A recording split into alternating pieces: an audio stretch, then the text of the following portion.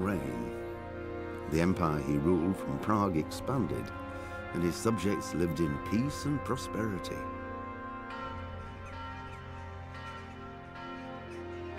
When the emperor died, the whole empire mourned.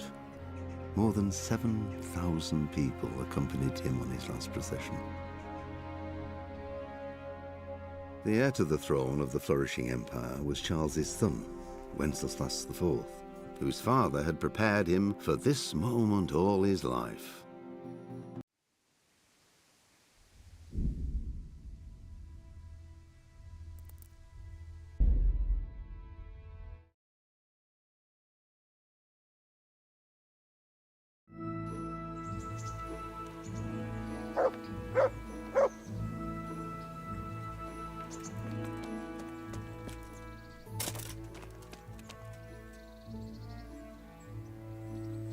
Hey, lad!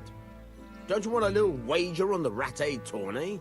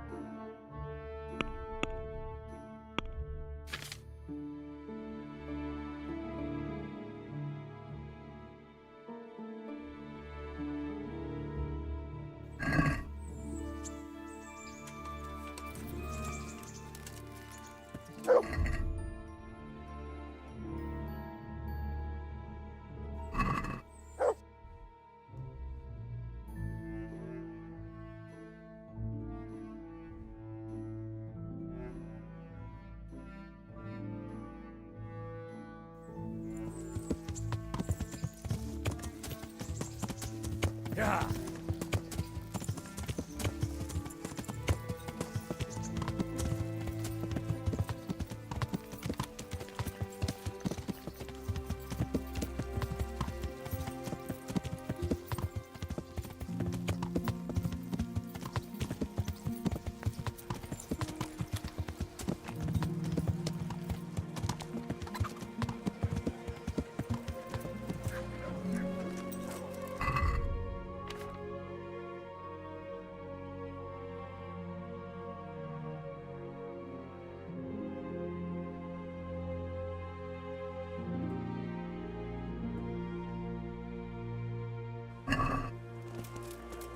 Bread, fresh bread, bread, rolls, buns, and pretzels for you. God's blessing.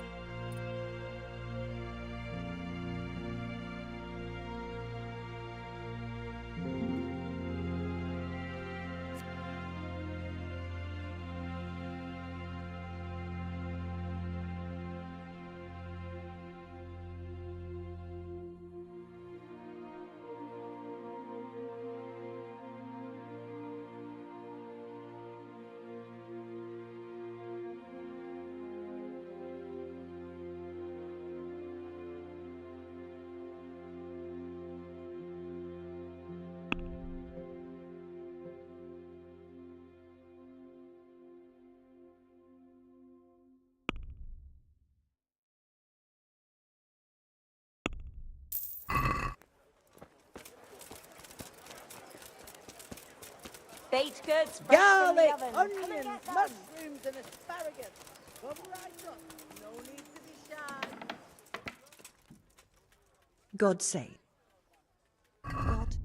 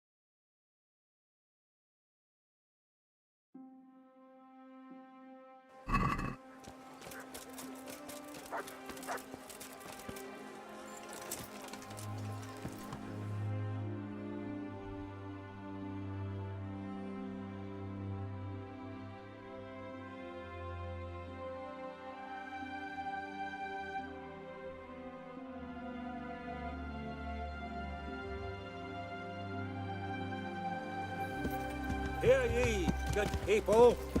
Yeah.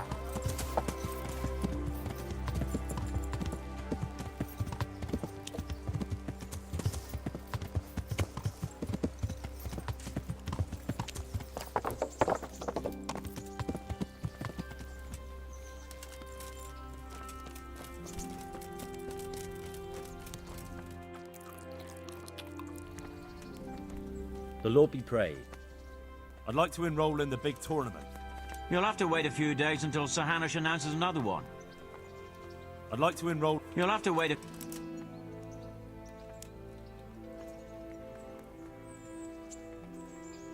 Goodbye.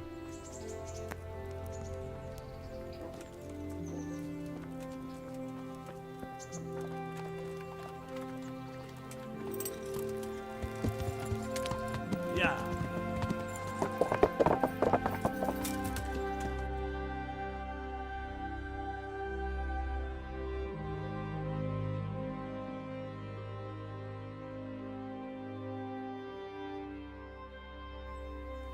Yeah.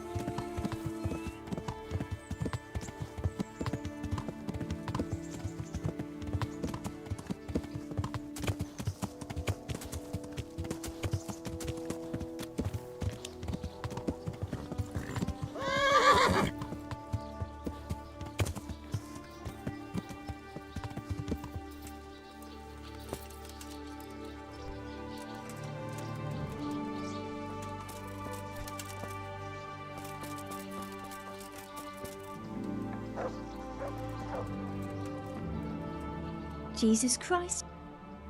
Take care.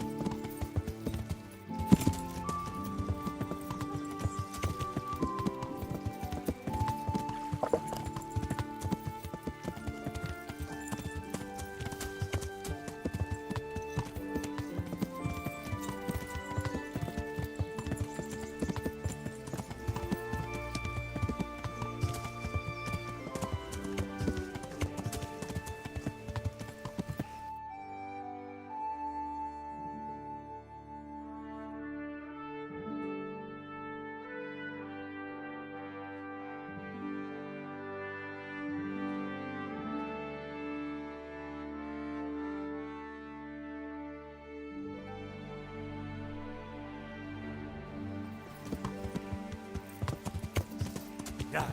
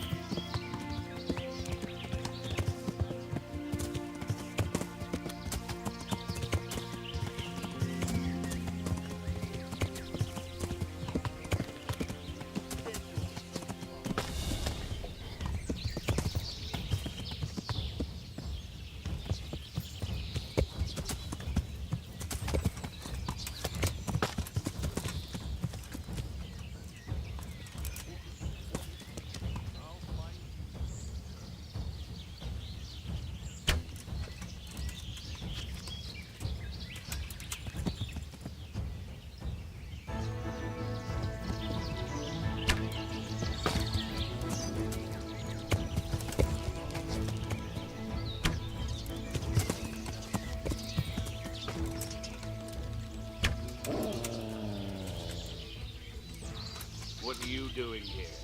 Tired of lying?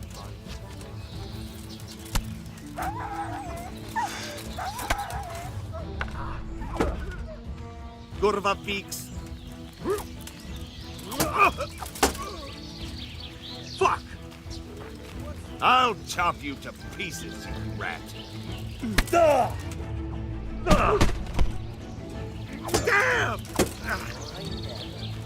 The pig taking willing to slaughter. Way off!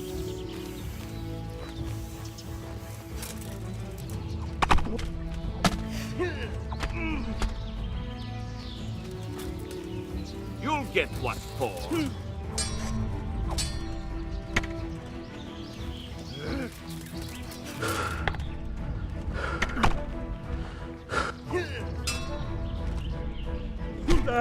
I'm going to...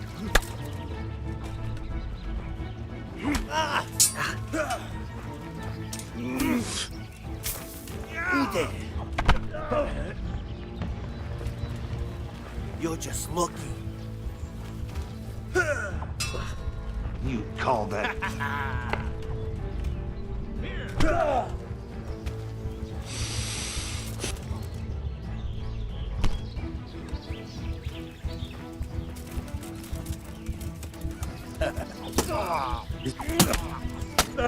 God! Yeah.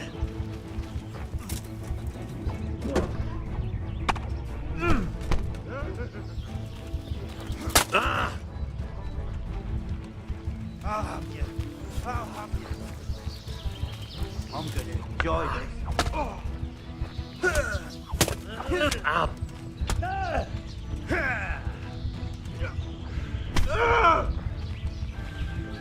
Come here, Lily.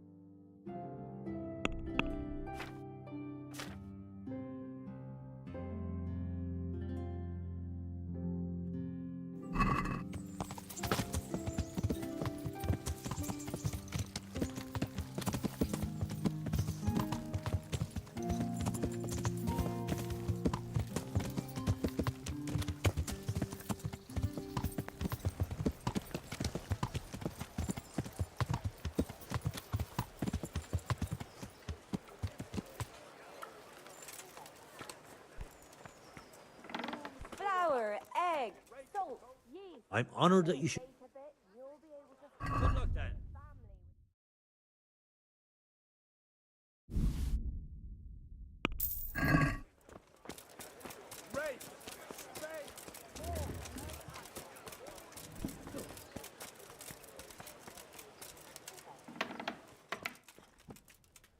Good afternoon. Goodbye.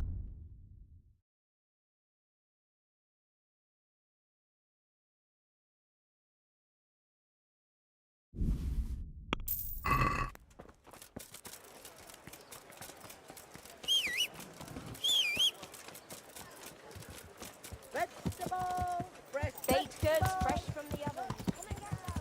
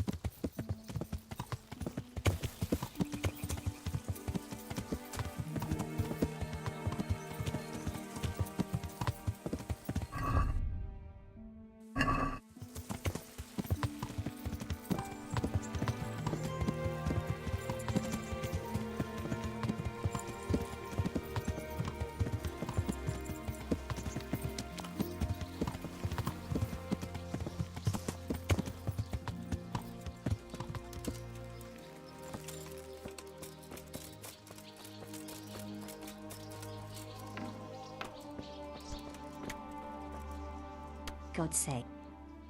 Goodbye.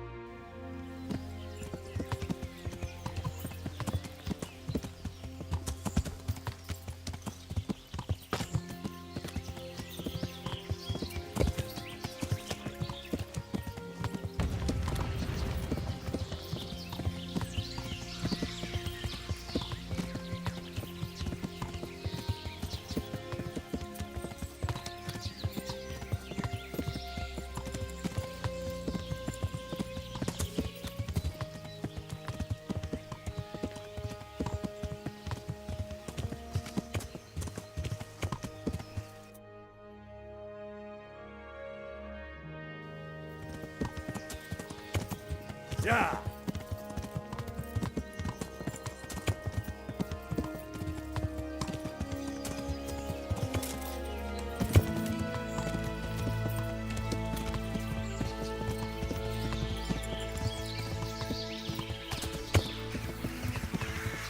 Yeah.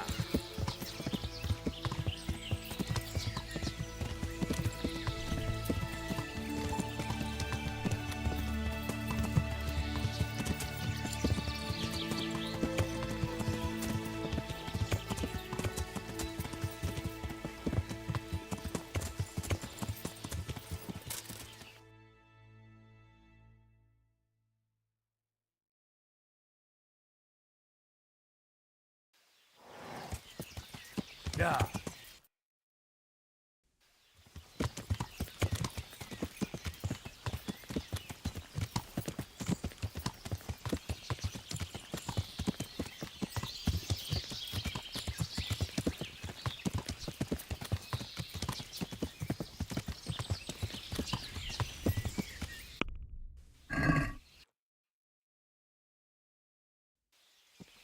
Yeah.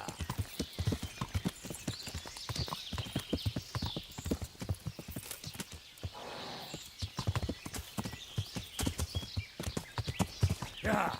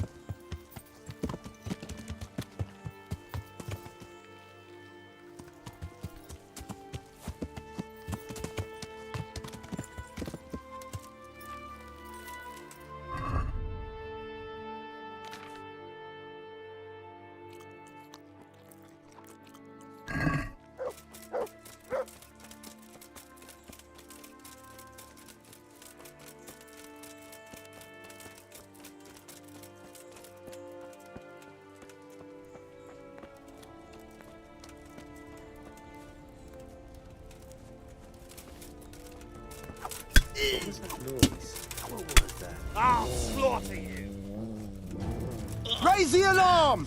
Watch out! Quitting. Cut! Yeah, man. I'm gonna enjoy this. Raise the alarm! Watch out! Gone weak at the knees, have you?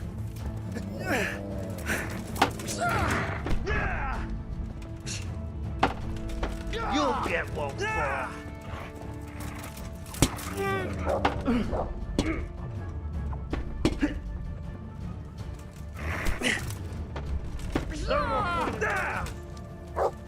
You call that combat?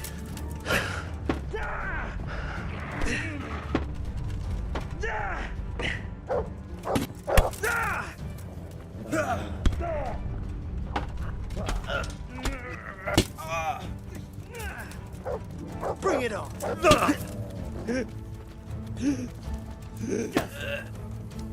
You're dead!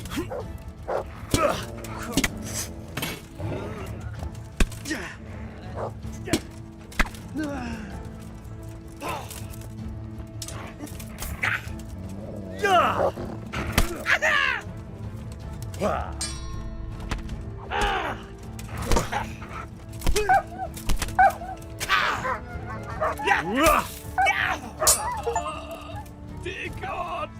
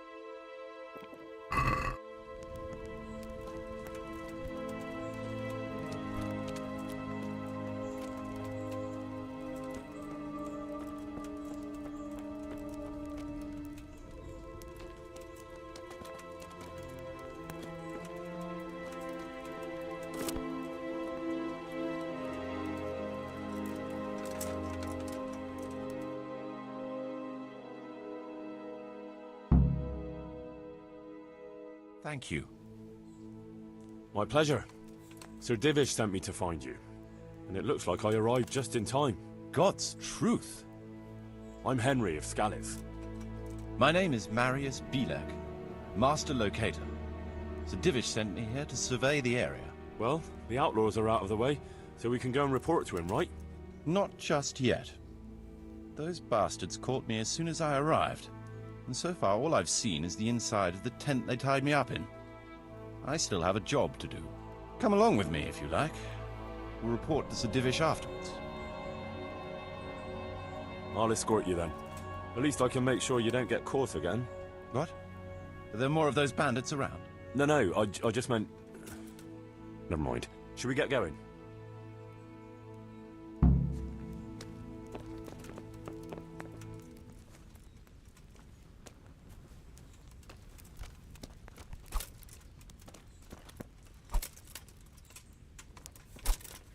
This is a good spot for the rat house. Every village must have one. It'll be nice and prominent here. It's on the hillside, so the foundations will stay dry. It can have its own little square, close to the church. There's no better site here.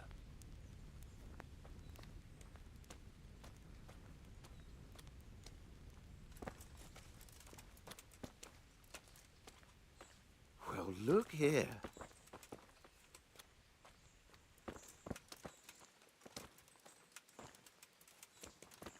The church is still standing. Good. Good. Whoever built it did a good job. Considering how old it is and what it's been through recently, it stood up well. It won't be an easy job to fix it, but it can be done. Timber alone won't do, though.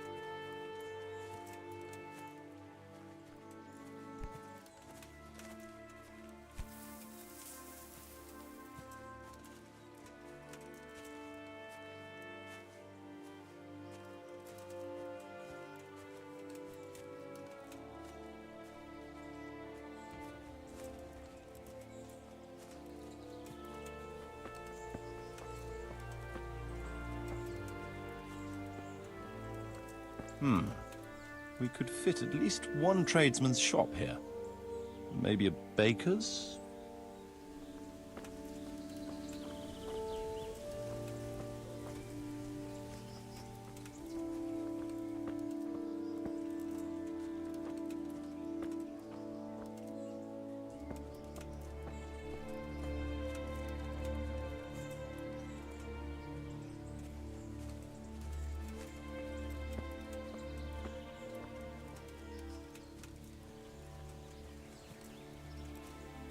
There's quite a lot of space here. It just needs clearing thoroughly. Then we could even fit stables here.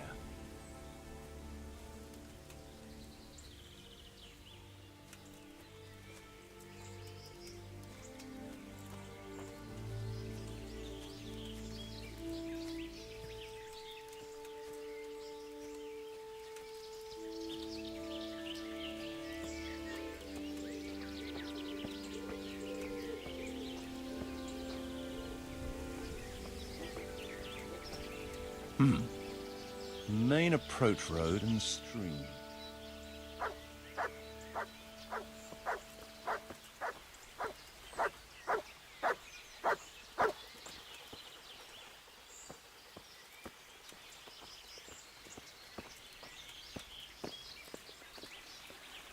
This bridge needs reinforcing. It won't last long in this condition. I reckon it would make sense to build a weir over the stream down there. The water here is clean and can be used to supply the village until we sink a well.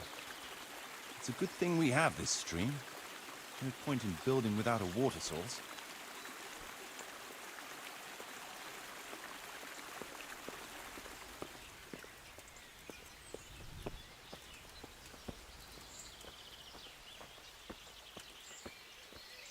Supplies and trade will flow through here.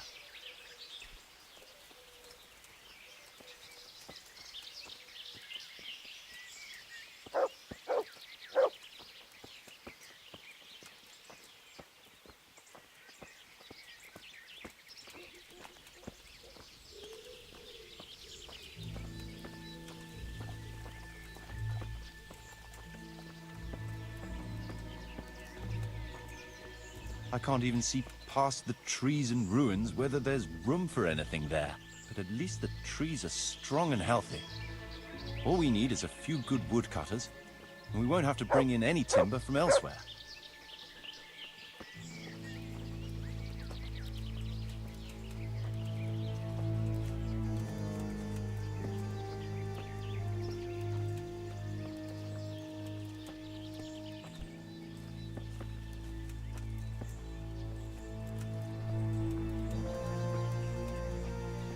Stone foundations. They'll come in handy, and we're close to the stream.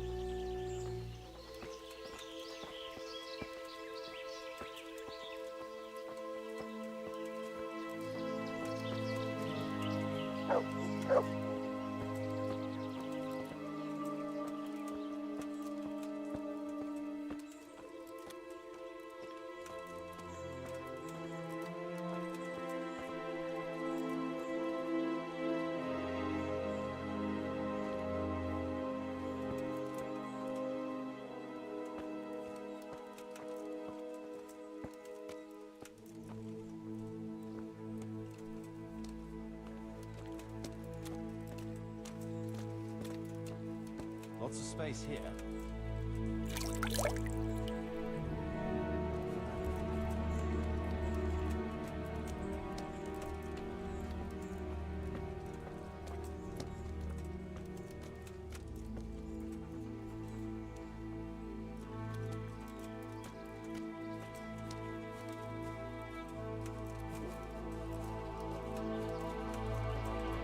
There's a well here already. All the better.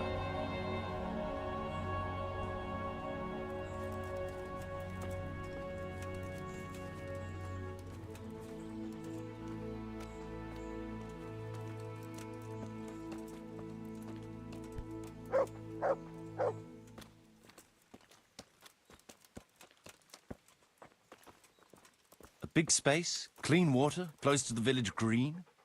A good site for an inn.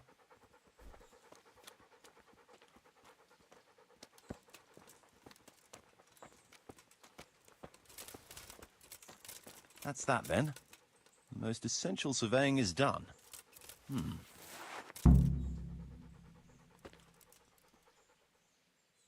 So, Master Locator, ready to start building? There's a long way to go before that. The few ruins that are left are basically beyond repair. It's all overgrown with brush. Oh dear. We'll have to get it all cleared before we can start rebuilding it. So it is possible to rebuild everything? Yes, absolutely. But building a whole village is no small enterprise. We'll need timber, lots of it, which isn't a problem in the middle of the woods, of course. We'll have to hire wage labor to begin with. Quite a lot of men. I think we should get started without delay. There's a lot of work involved, but it'll be well worth the effort. I can just imagine it. The church will dominate the whole settlement. Oh, that's good news. When will you inform Sir Divis? Why wait? I'll head to Talmberg right away. But would you keep an eye on things here in the meantime? It would be rather embarrassing to run into more bandits when I return with Sir Divish. No problem. I'll be right here. It shouldn't take us long.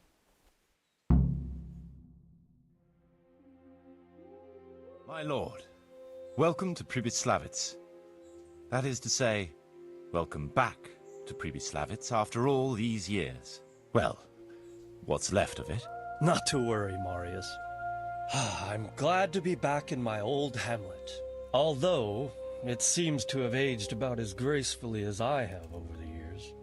I beg to differ, sir. It's quite dilapidated, unlike your good self, but at least it's safe now. Thanks in part to Henry here, who also saved me from a predicament that cost me valuable time. Who knows? If it hadn't been for him, we might not even be talking now. Well, lad, in the end, you managed things in your own way, I see. Just as you said you would. I did my best, sir.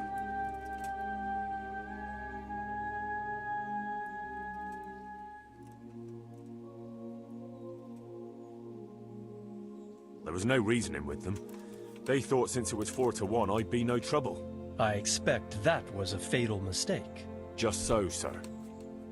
No loss. At least they won't be troubling us again. Let's get down to the matter in hand, shall we?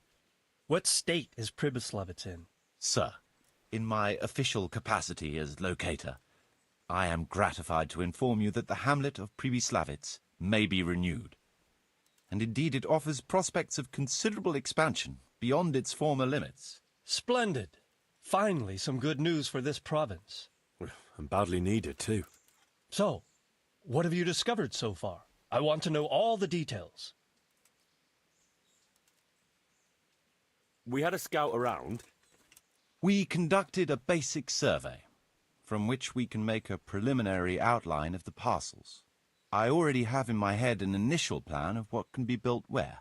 We should certainly have a church. I'd like to preserve the existing one. That should present no serious obstacles. The building is in much better condition than we anticipated. But extensive reconstruction will be required. That's to be expected. There's a stream here, and a well, right in the middle of the village. Yes, and there are abundant woods around. Clearing them will provide both extra land and timber supplies that we can use right away. Right now, I believe we're standing on the village green, aren't we? The future green, that is. The village centre will comprise at least 6 large buildings to begin with. We can't fit any more than that here, so there will be other buildings away from the square, in particular more extensive structures. I'm glad to hear it. I never expected you'd find so much space here in the middle of the woods. The building work we're about to engage in is only the first part of my plan. Later, we'll clear more forest for agricultural land and build more farmhouses. But for now, we'll have to focus on more sensible goals. As you wish, my lord.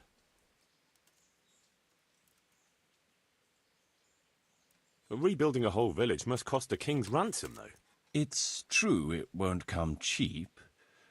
Before the tradesmen settle here and start producing and trading, it will be necessary to invest a certain amount of capital. A certain amount? How much exactly? I wouldn't venture to state a precise amount at this point, but I expect it will come to some thousands, even tens of thousands of groschen. That much? I hope you're good at haggling.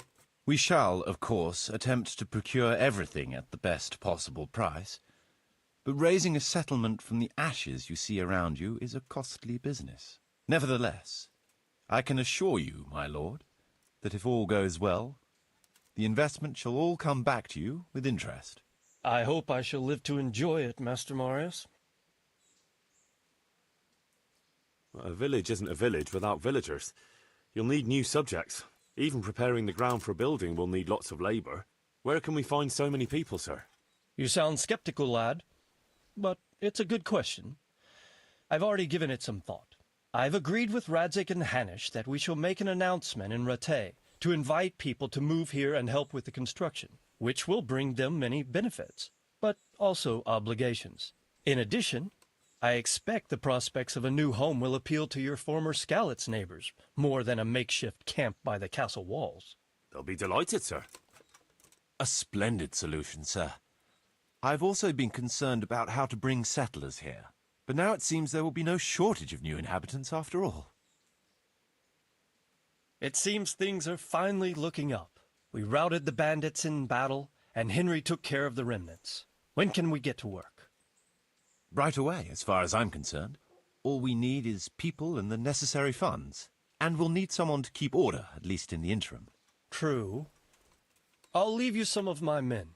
If I may, I would recommend quickly appointing a bailiff to take responsibility for the renewal of the village, its coffers and its citizens.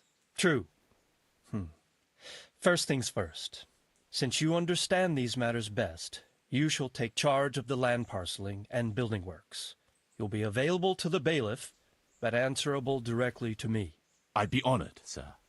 Thank you. And, as regards the office of bailiff, what about you, Henry? Yes, sir? You've proven yourself well. You've demonstrated that you're capable of solving problems, and you command the respect of your former Skalitz neighbors. Well, I'm not so sure. And you're also capable of maintaining law and order. I must concur. So, let us expedite matters. Henry, I hereby appoint you to the office of bailiff of the hamlet of Pribyslavitz, in my domain. My lord, it's a great honor. Thank you. You will oversee the initial renewal and administration of the village that will set the ground for further development. But don't imagine it'll be a bed of roses, lad. Being bailiff doesn't mean you can do whatever you like. If you don't treat the settlers rightly, I'll soon find out and relieve you of your office. Besides, we can't spare a single groschen from the Talmberg coffers now, with the province in chaos. So, you'll have to cover the cost for the building work from your own purse. Me? But Marius said it would cost a fortune. True, but from what I hear, you know how to get your hands on coin enough. So, I expect you'll manage it just fine. I'd like to know who's been spreading such gossip. And I am assigning you certain specific tasks. You must ensure the rebuilding of the church. That means complete reconstruction, wall paintings, and a new altar. See to it that in the future, the village will be capable of supporting a certain number of people. For that, you will need to ensure the construction of essential artisans' buildings. and ultimately, the village must produce sufficient earnings to fund further expansion. But, sir, I've never done... I understand your concerns, but you'll be handsomely rewarded. I shall grant you the proceeds from the whole village for the first 5 years, and you have my permission to use the surrounding woods and land as you see fit. Well, that's, I mean... Are you sure I'm the right man for the job, sir? It's a lot of responsibility. As you said yourself, Henry, it's a great honour. Besides, you won't be alone in it. I'll assist you and supervise the construction work. Phew. All right, then. So, we're agreed. You'll give this document to the Rattay bailiff. He'll make the announcement to invite settlers, which should ensure enough people to begin work. At the same time, your official appointment as bailiff will be announced. I don't know what to say, sir. I'm sure you won't disappoint me, Henry. And now I must get back to my duties at Townburg. Send word when everything is prepared. Certainly, sir. Have a safe journey. Farewell, sir.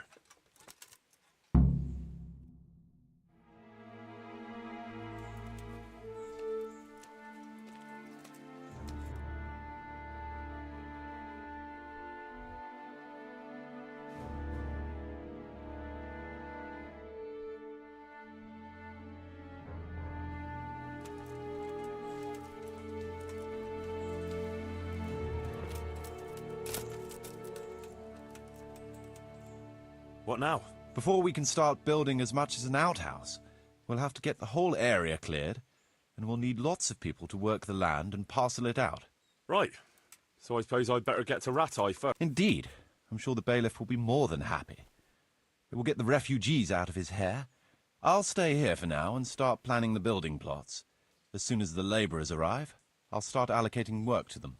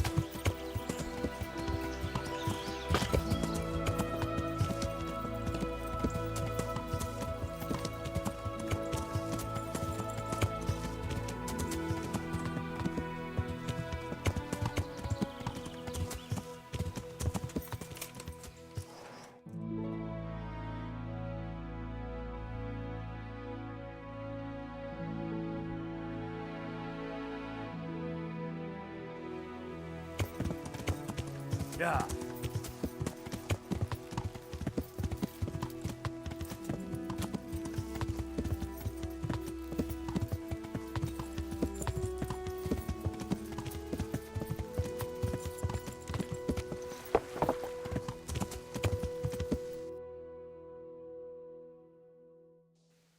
Yeah.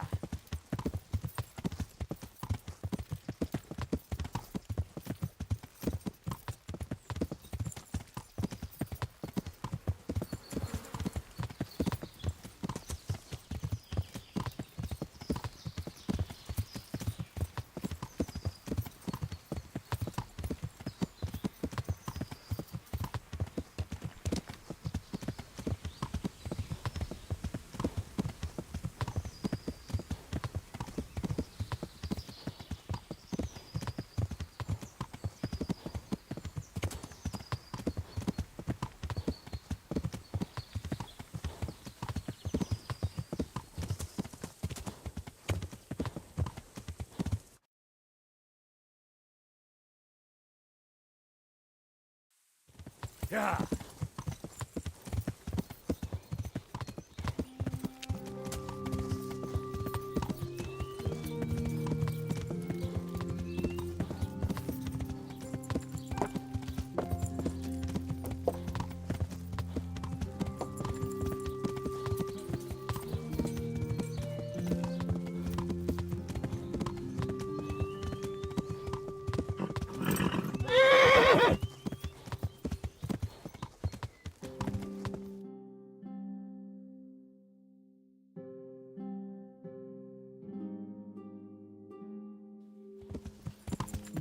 Yeah.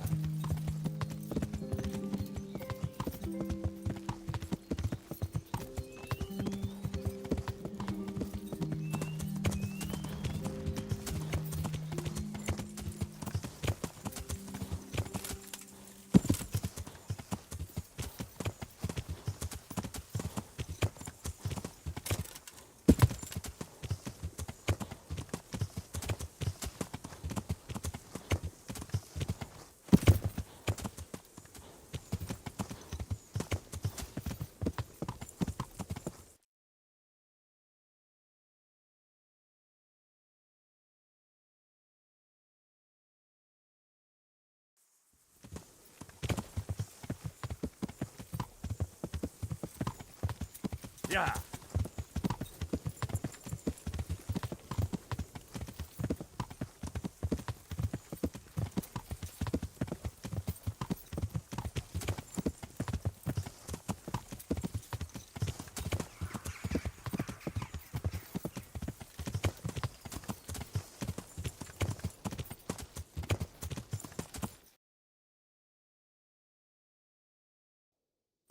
Yeah.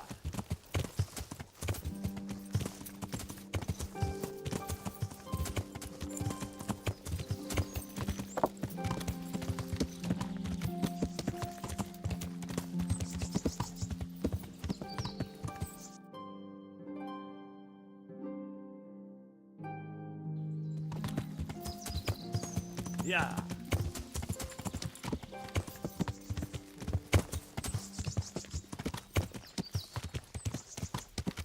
Yeah.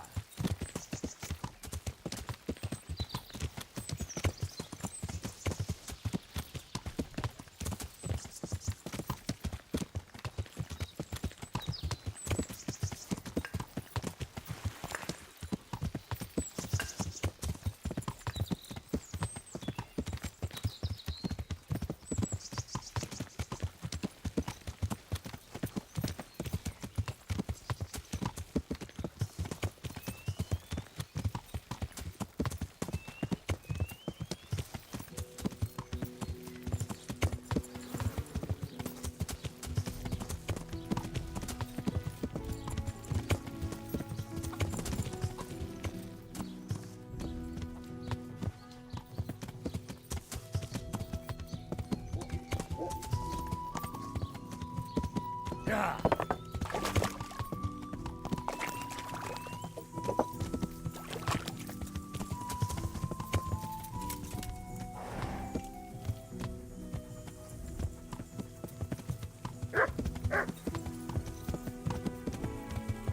Yeah.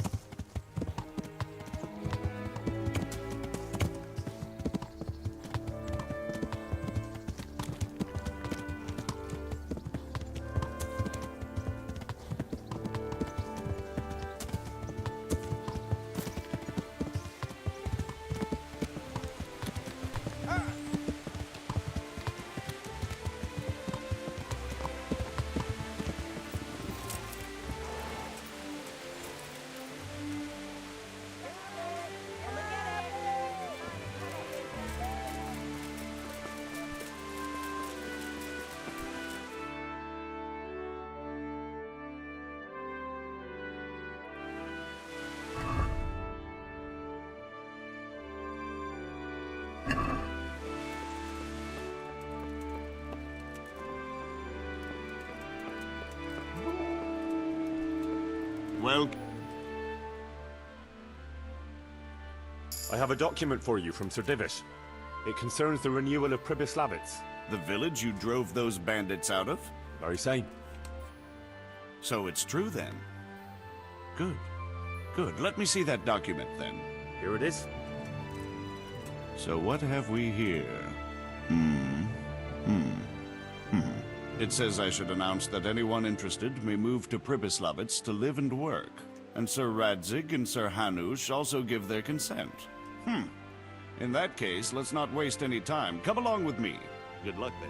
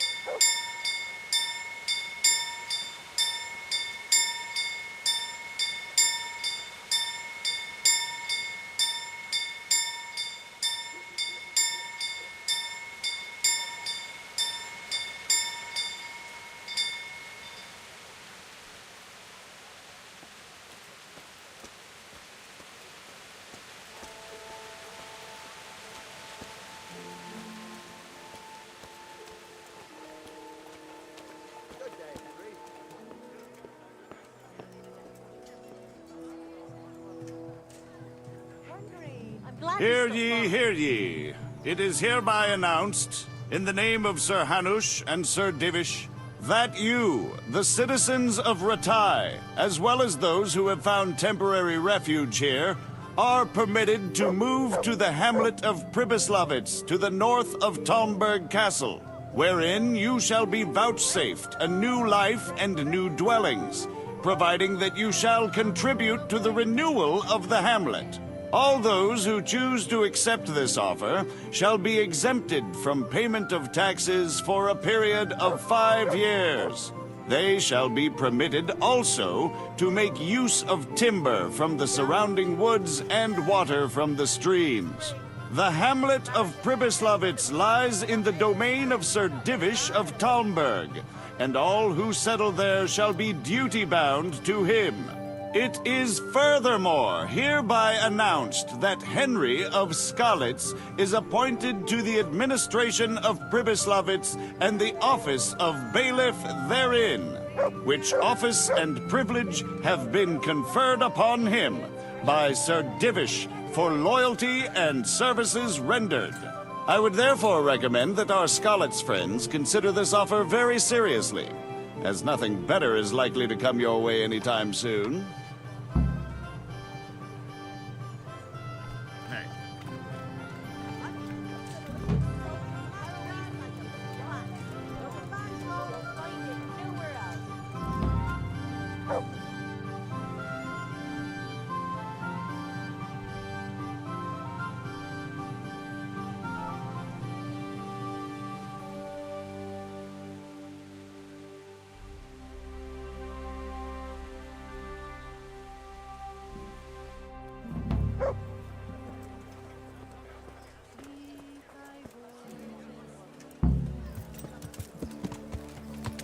Yeah.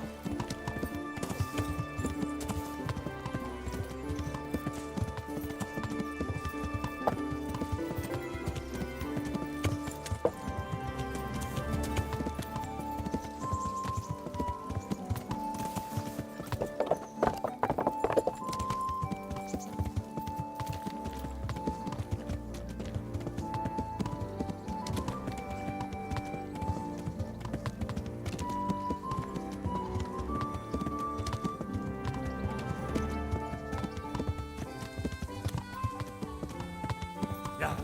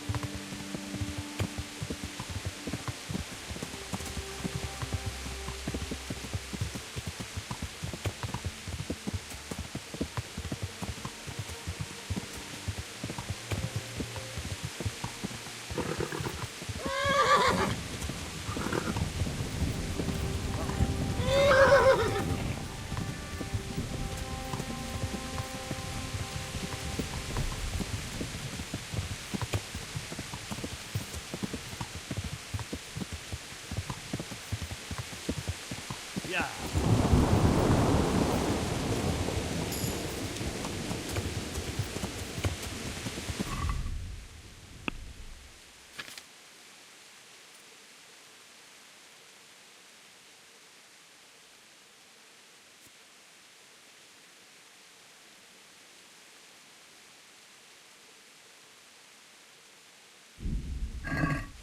Yeah.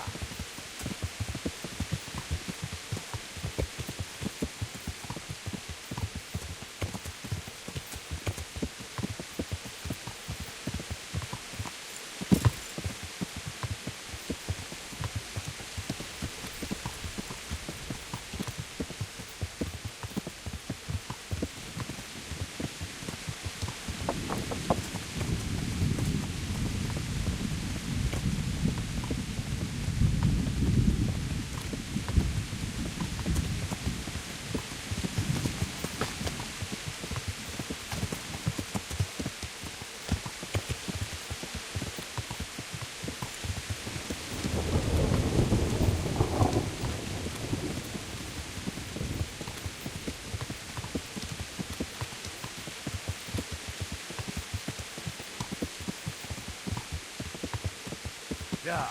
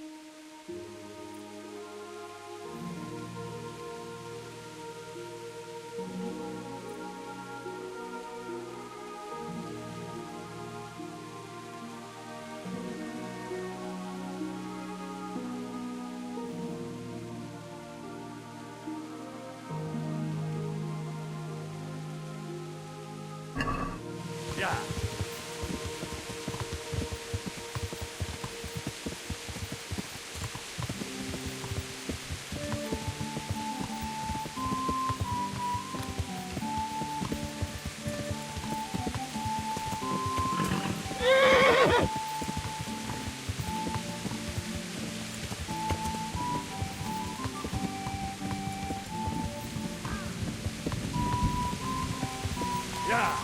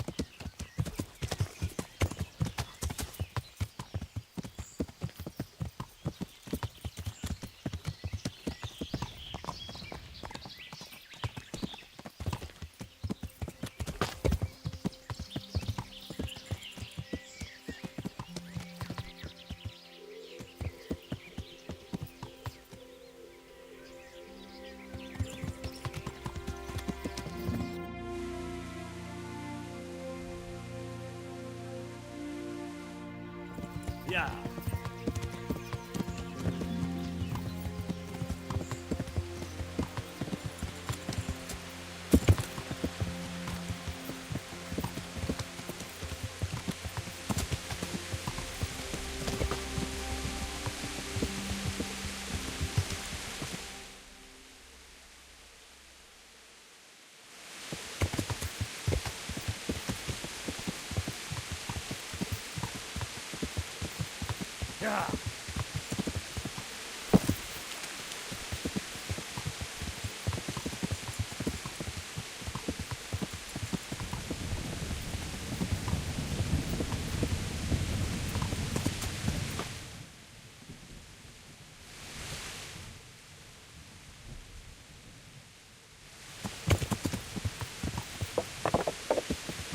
Yeah.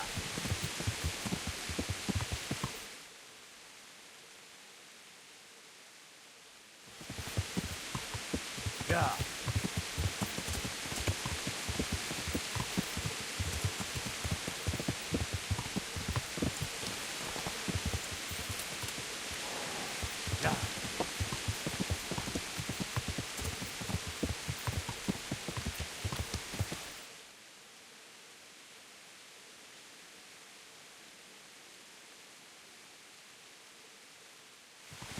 Yeah.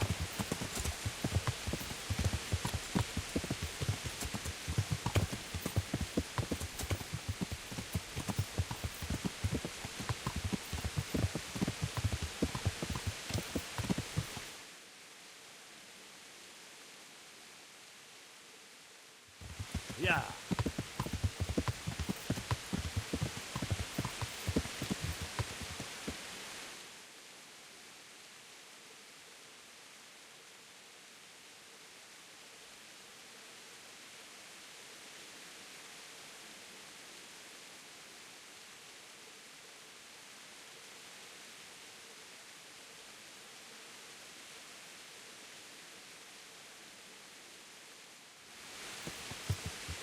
Yeah.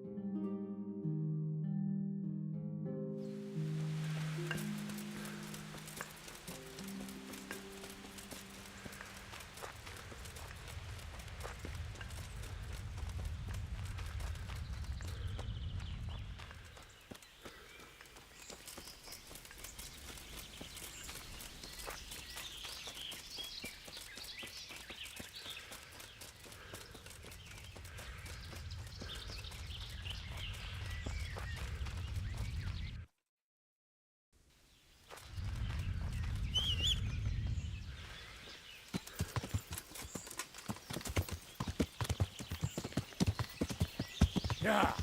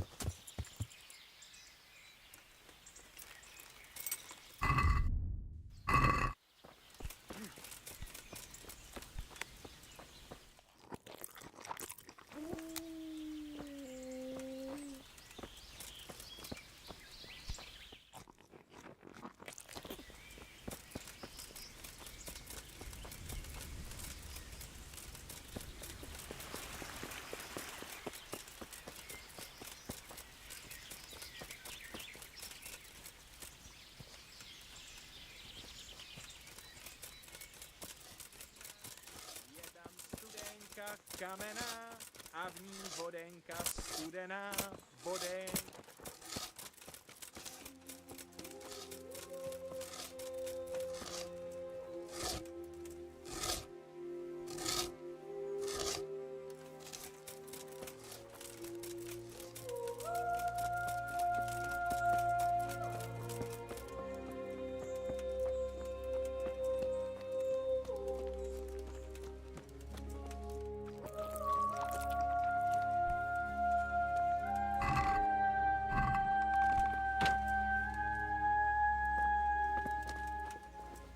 Welcome back.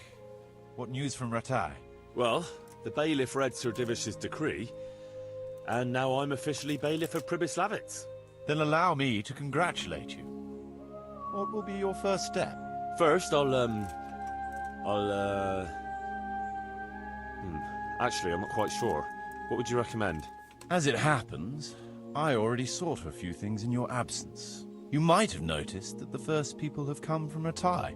Yeah, I saw some heading here right away. So when they arrived, I was able to start clearing building plots with them. After they'd erected some temporary dwellings, that is. How do I choose what to build where? I've already given it some thought on your behalf. I even wrote it all down in the accounts ledger. Everything will be recorded there. I'll make a note of every change as we proceed. Thanks. That'll be a big help. And where can I find this book? It will always be kept at the Rat House.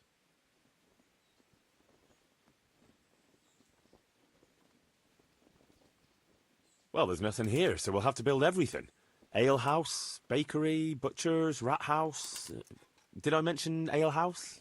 Eventually. But be warned. To begin with, it's always best to start with facilities that will be producing construction materials for everything else. And since we'll mainly be using timber, it makes sense to set up a woodcutter's camp. All right. And then what? That depends. Every building has its use. But you'll soon get the grasp of it, and it's all in the ledger. So we're ready to get things started? As long as you know what you want to build, I can show these new people what to do. We'll be building on the sites we've measured out. You can go and look them over first, if you like. I'll do that. I'll see what's going to be built where. Nevertheless, I doubt you'll be able to figure that out just from looking at the sites. What about the workers' wages and buying materials for artisans? The money must be put in the trunk here. The expenditures for wages and materials will be taken from it. So you should keep it topped up to prevent delays. Which reminds me, there's the matter of my own pay to be resolved. Yes, of course. Sir Divish guaranteed me a fixed income. What's more, this job is an exceptionally big one. I see. How much are you thinking? I have a record of payment here somewhere. Here it is. Let's say 1/4 more than that.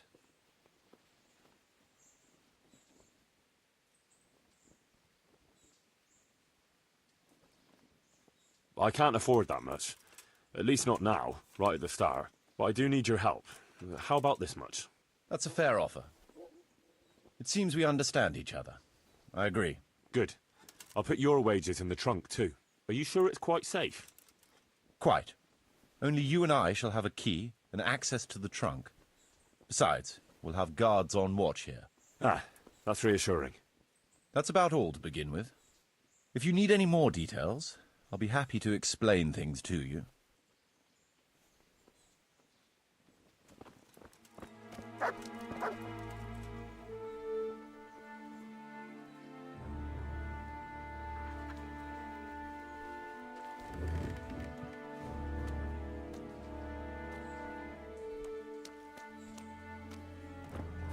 Hey!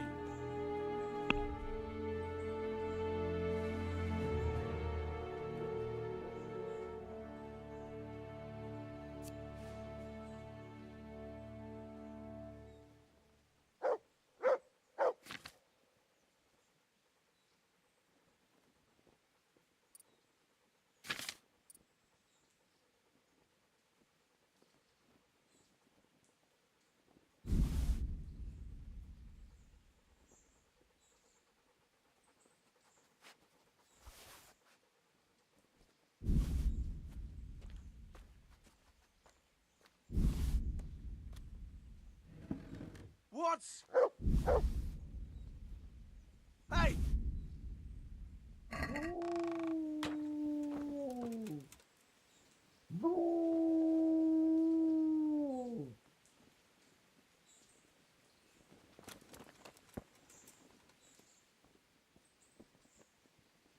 I want to build something. Certainly, Master Bailiff. What's it to be?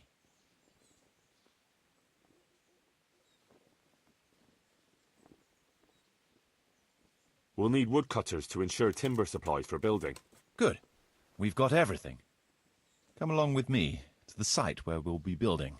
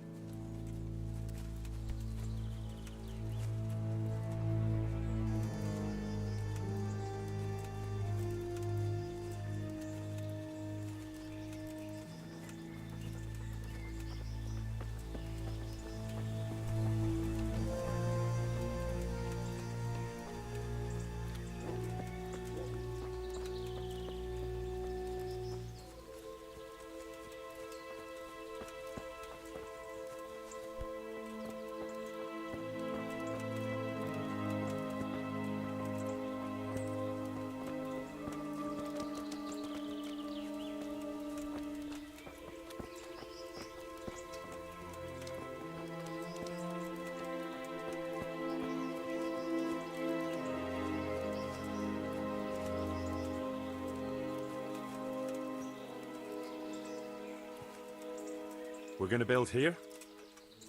Yes. Shall we get started? I'm ready.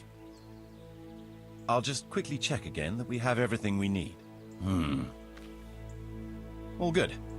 We can start construction.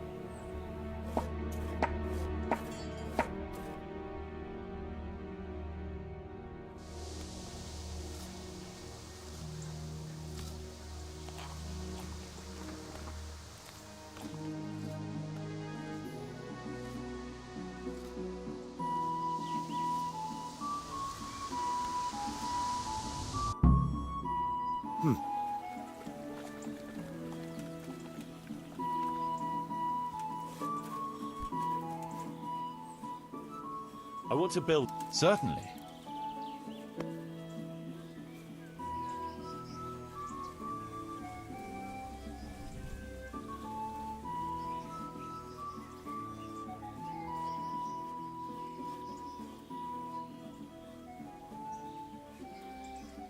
I'd like to build...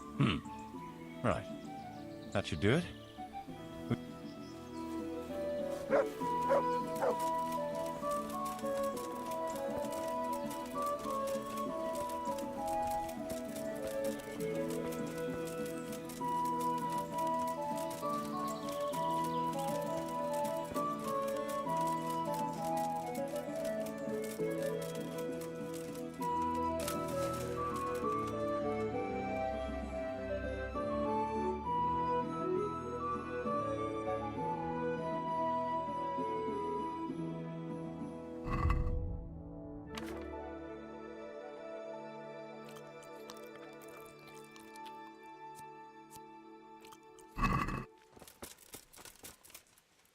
We're going to build here? Indeed.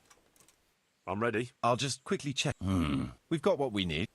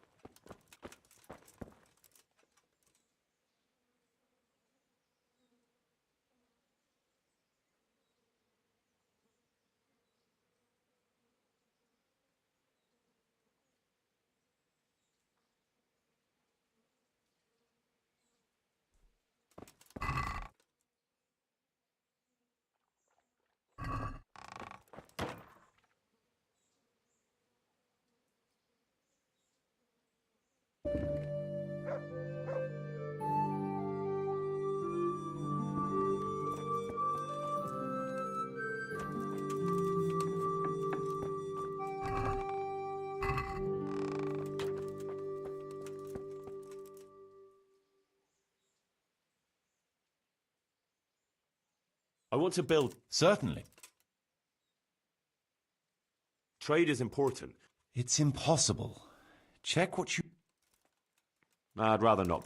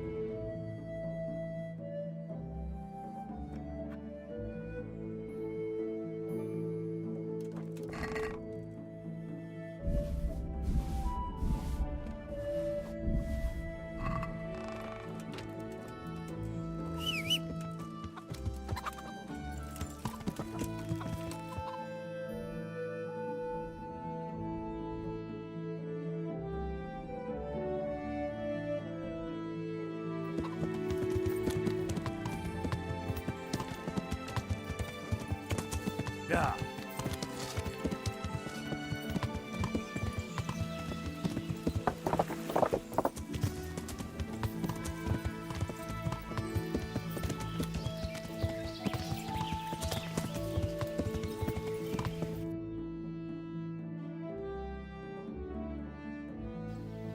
Yeah.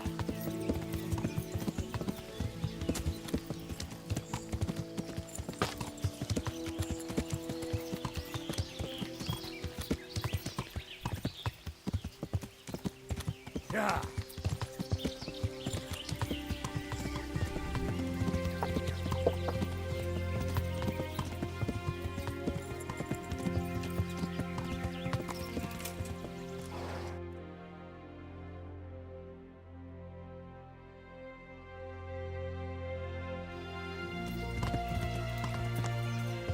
Yeah.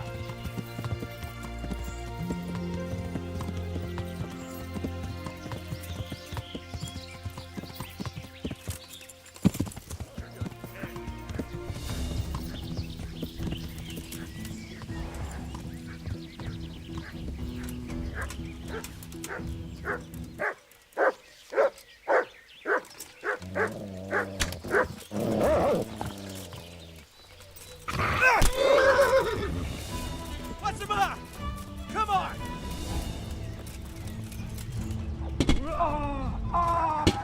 Got weak at the knees, have you?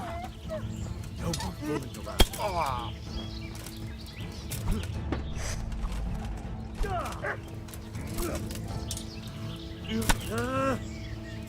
Yeah!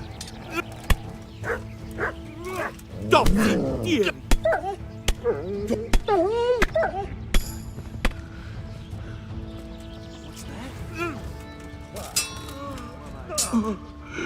He turns up willingly for the slaughter. You call that combat?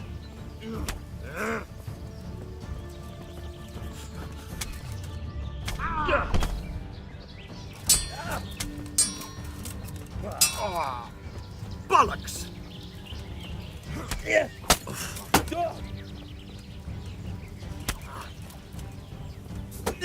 What's the matter? Come on.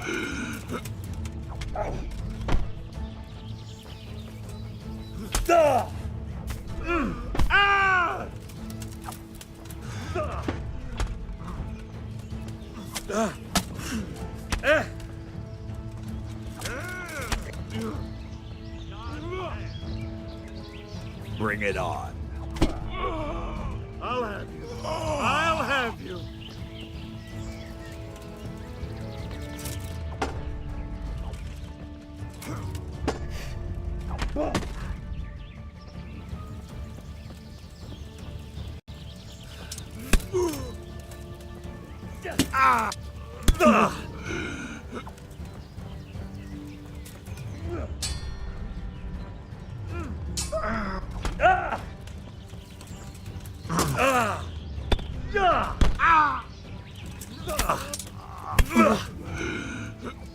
Fucking hell!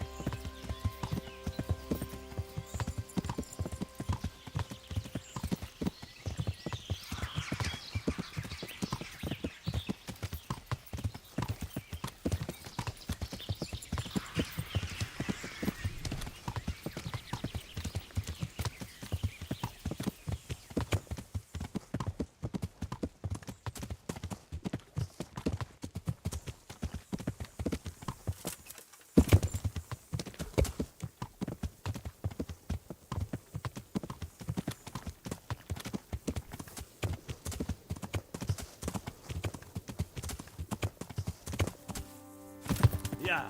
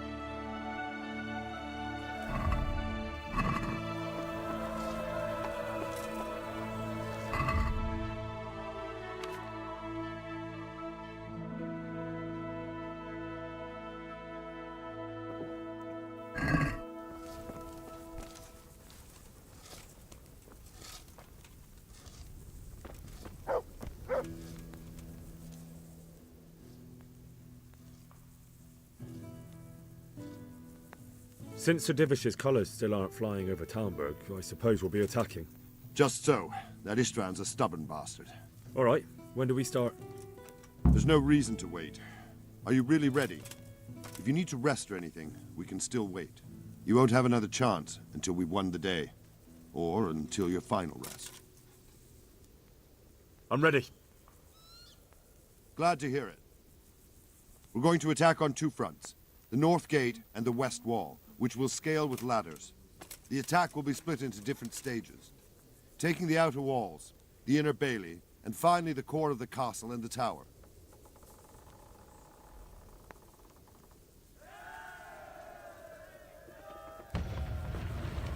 How are we going to attack the gate? We'll try to do as much damage as we can with the trebuchet first. Keyser claims he can even hit it directly. Even if that's true, we'll have to charge through a downpour of enemy arrows all the way to the portcullis. Portcullis? Fortunately, it's wooden, so we'll be able to break it down. But dealing with the defense in the bailey won't be easy. And what's the plan for attacking the west wall? First, we have to get men to the wall with ladders, which is no easy matter under fire, so we'll need as many men covering them as possible. As soon as the ladders are in place, our foot soldiers will run up and try to scale the wall. Once a few of them get to the battlements, we should quickly gain the upper hand.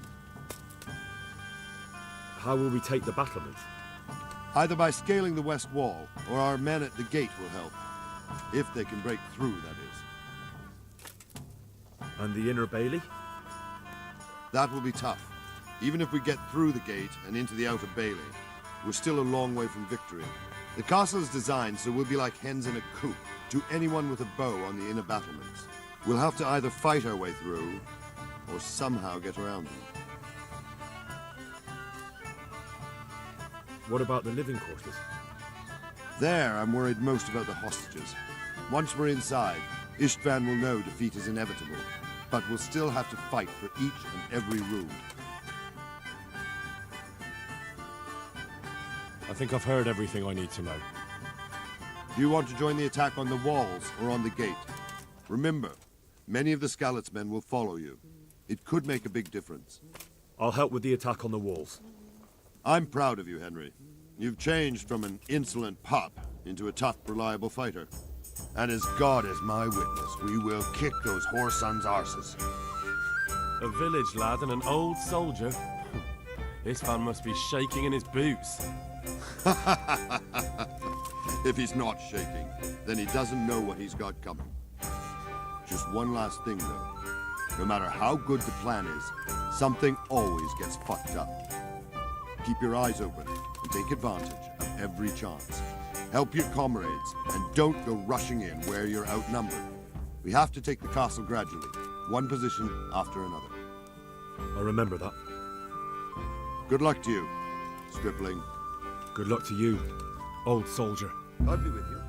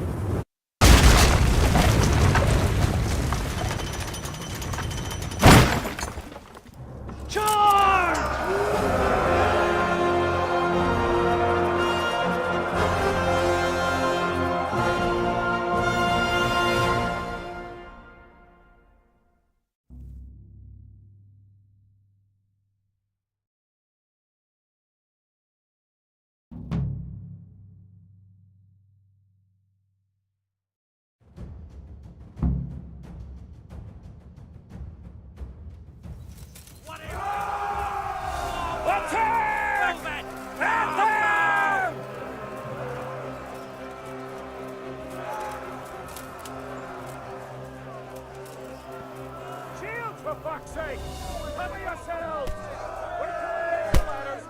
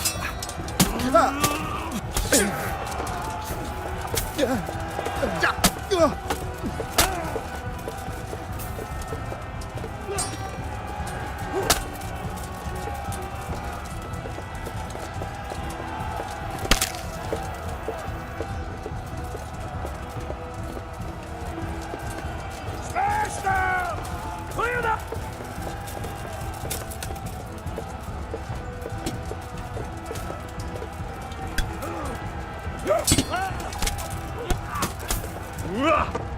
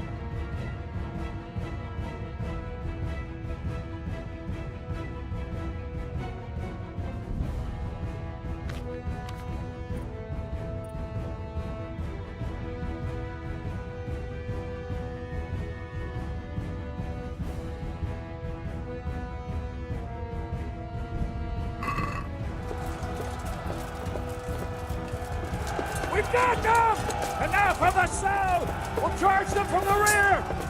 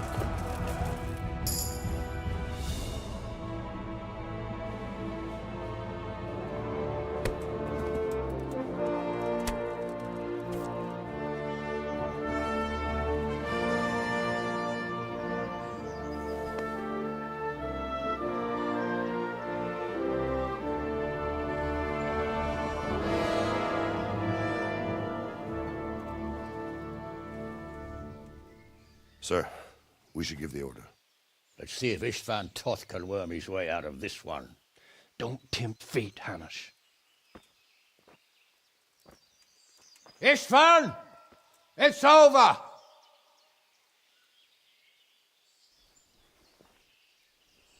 You want us to come and get you? I wouldn't advise that. Your friend Divish wants to see his wife alive again. And Sir Radzig? Are both hostages unharmed? For now, Hanush, unless circumstances change. Well, I'm glad to hear it. My guest is also safe and sound, but he's also quite keen to go home. I imagine you feel the same way. It's been a long time since you warmed yourself at your own hearth. I'm in no hurry. I've plenty of supplies here, grand view and excellent company. What more could I want? Your freedom! Freedom? Freedom to get an arrow in the back? Sir, we're all noblemen here, all bound by honor. I give you my word as a knight and lord, and that of my companions. If you release Lady Stephanie and Sir Radzig, you may leave the castle with your men and go on your way unharmed.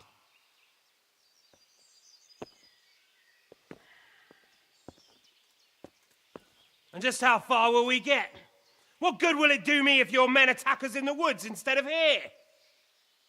If you give me your word of honor that you will leave and never return, I promise you safe passage to the boundary of this fiefdom. What happens after that is up to you and the will of God Almighty. Very well then, but I want a small safeguard. I'll give you her ladyship, but Radzig comes with me. I'll release him in Skalitz. Out of the question! Is our word not good enough for you? Is mine not good enough for you? I swear I'll release him when I get to a safe distance.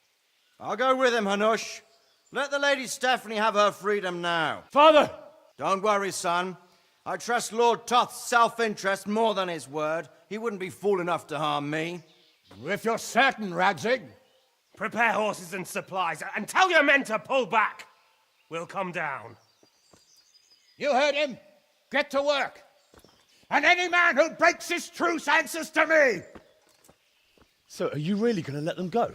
My word is my bond, Henry. He's a cutthroat and a liar. Good men are dead because of him.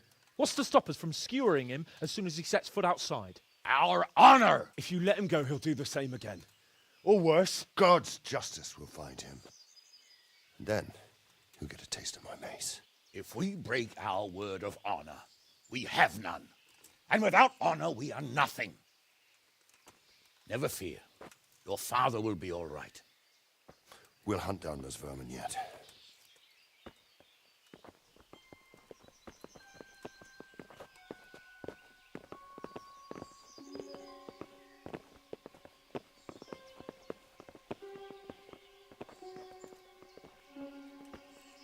Bring the horses.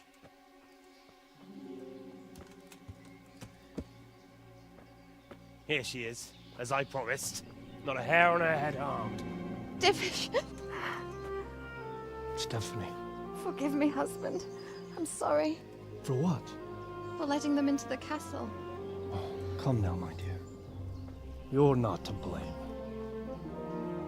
I didn't know who he was. He said he was your friend. Never mind. Did he hurt you? No.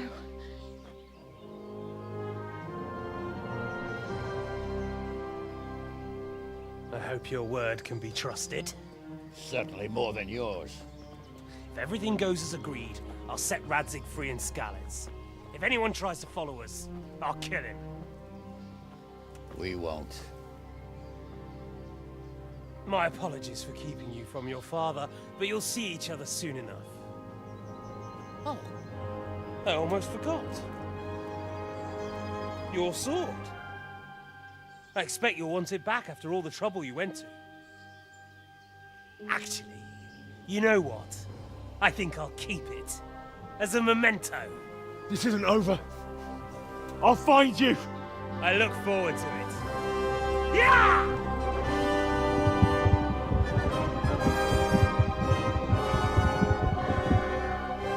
Quick!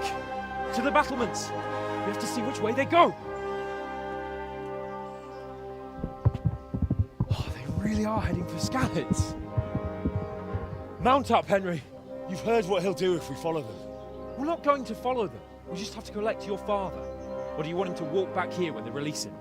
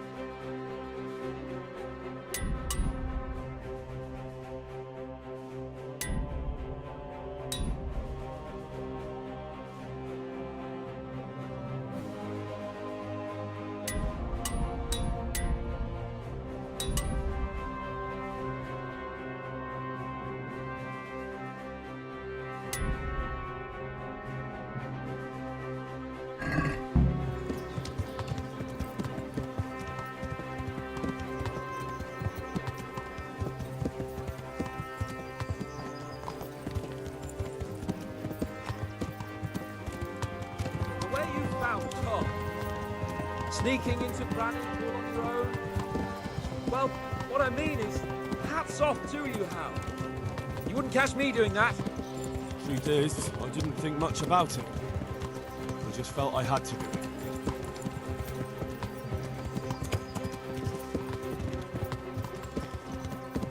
What will you do now? Not long ago, I only made plans 3 days ahead at most. Maybe I really could do something for Rattay and its people. Something really big. But there'll be plenty of time for that later.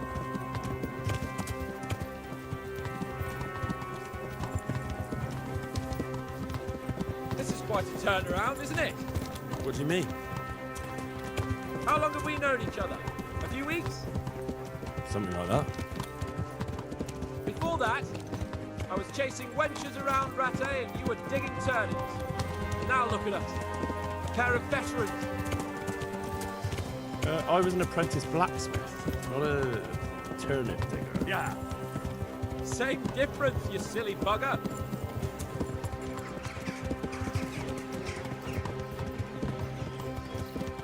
What should I say to him? Don't worry. It'll come to you. You'll see. Well, I just hope he'll be there. Alive.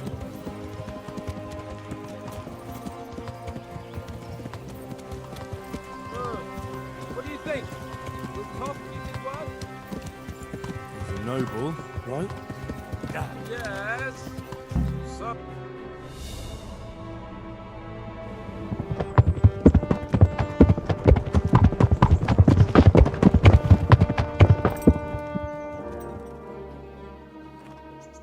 There's no sign of them. Move on.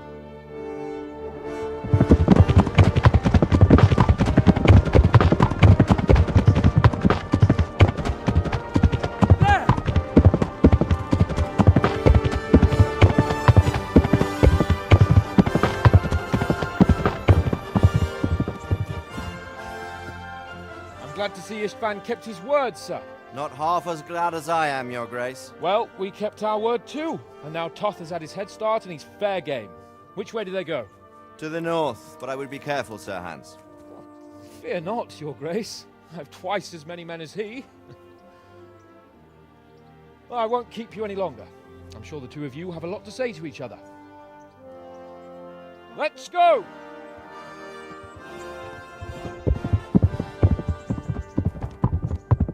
All right, Father? I am. They treated me quite decently.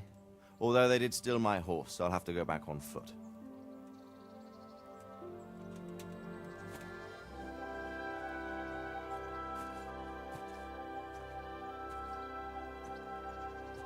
It looks like it's all over. Not by a long shot.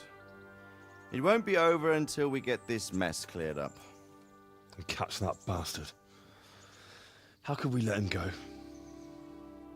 Would you rather we killed him?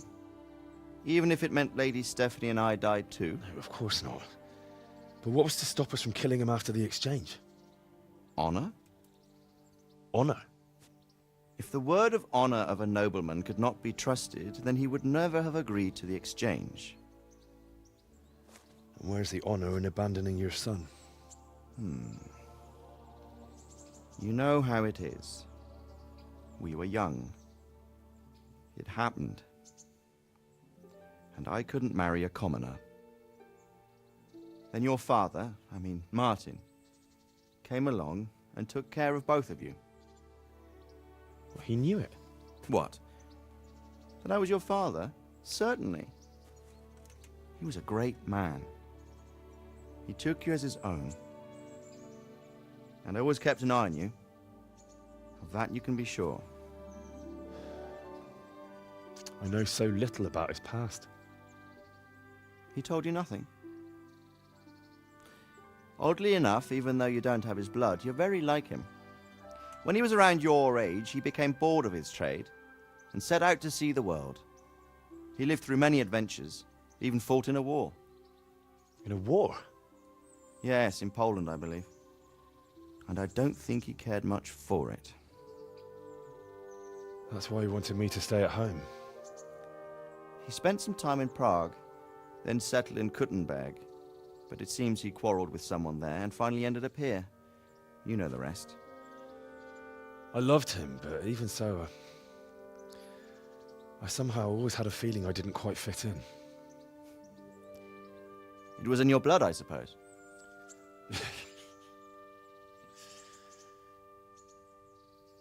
I lost the one thing I had left from him. Your sword. Ah, the sword. It's not my sword. It's yours.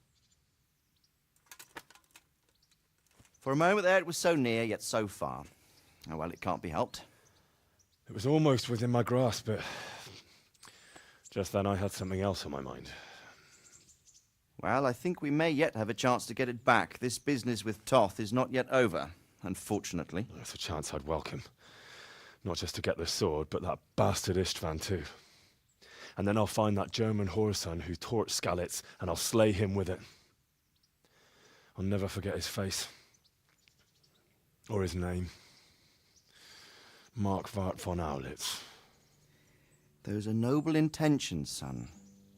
But don't forget there are other things in this world that are worth living for. Like what? Look around you.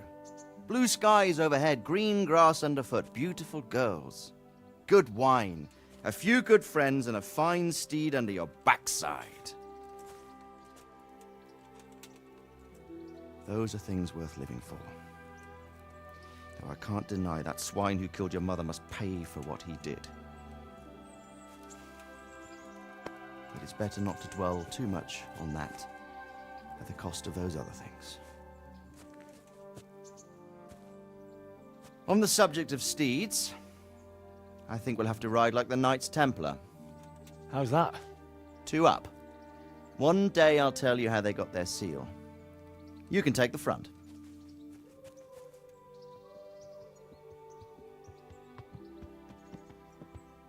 It's like I always imagined it would be, teaching my boy to ride. Although it would be better if you were a little smaller.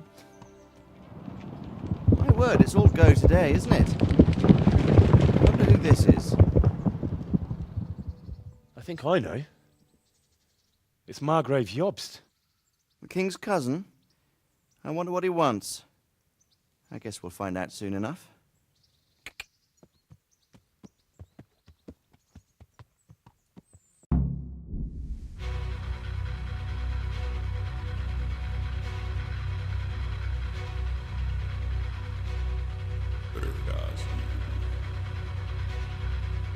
Město mě vřele vítá ve svém nitru.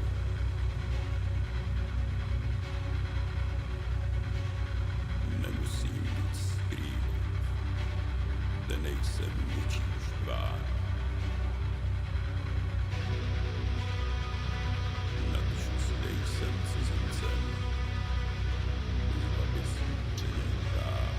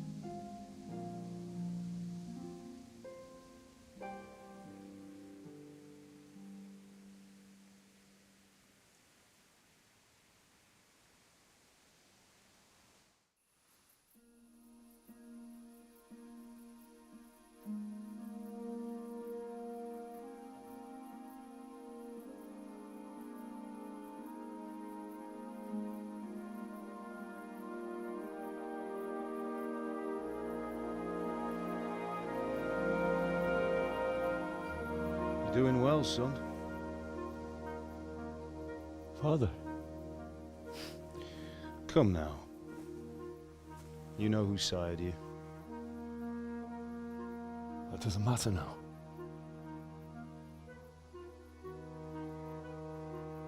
I miss you, Amar. I miss you very much. You'll be fine. We're proud of you. For what? I let you down. I lost the sword. I let that bastard get away. Don't be so hard on yourself. There was nothing you could have done to save us. And someone has to live and carry the torch. As for the sword, it's just a thing. You didn't want me fighting. Now look at me. Standing up to evil isn't the same as sowing its seeds. You did what was right.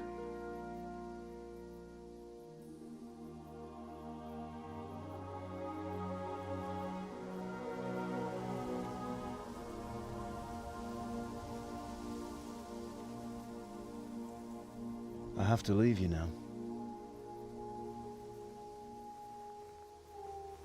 Oh, please. You know I can't stay.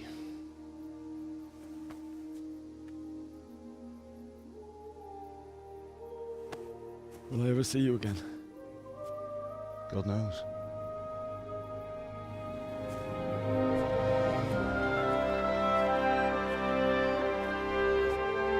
Make her proud.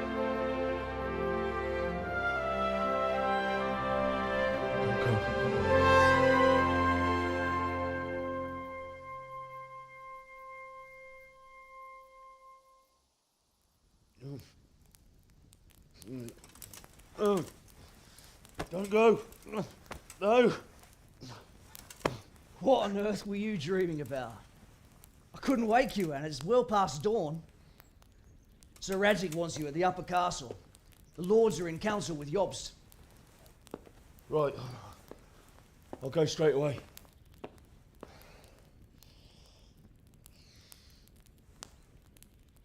What is it?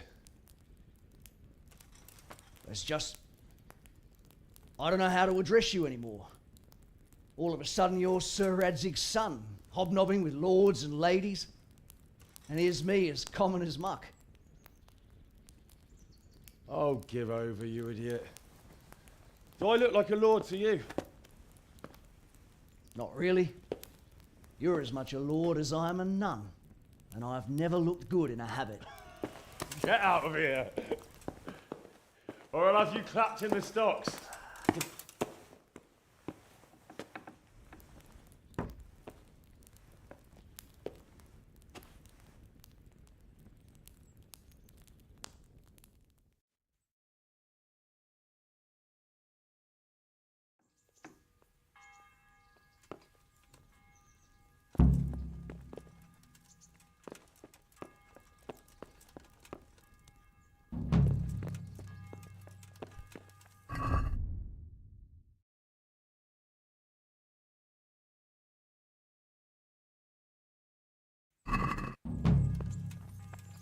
What the?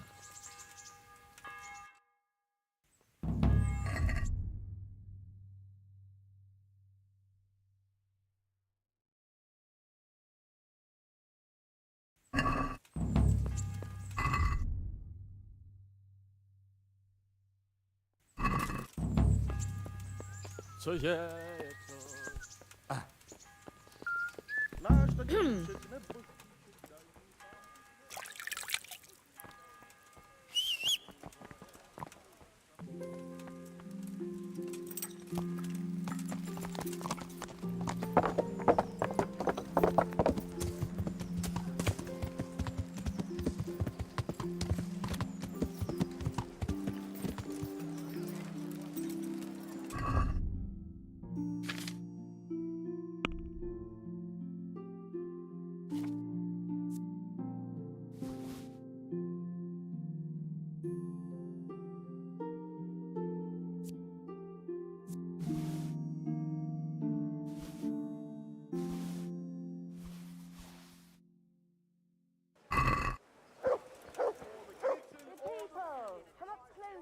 hope I can be... Fresh bread. And pour yourself a bit of fresh milk to drink.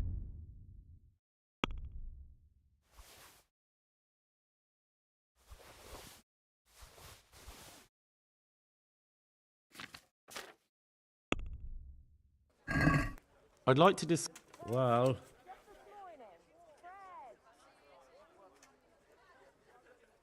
Since it's you... That's too much.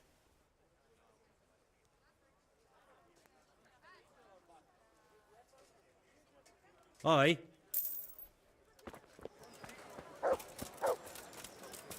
Bread, fresh bread. Bread.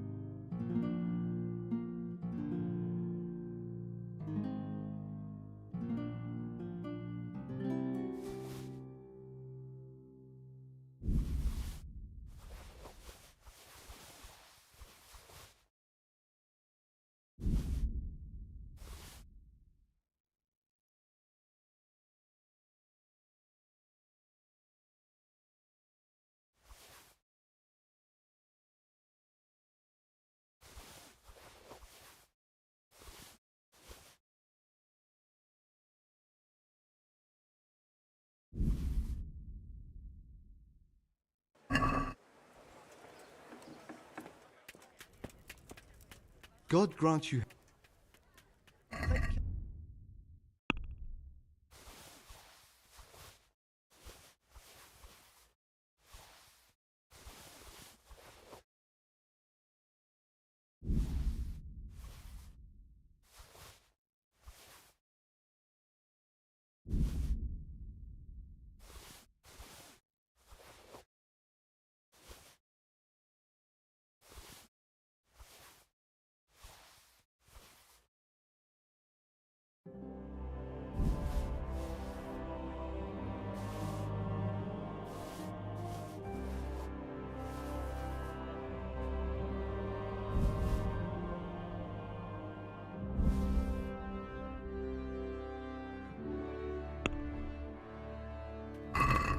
Can we do something about the price? Alright, so...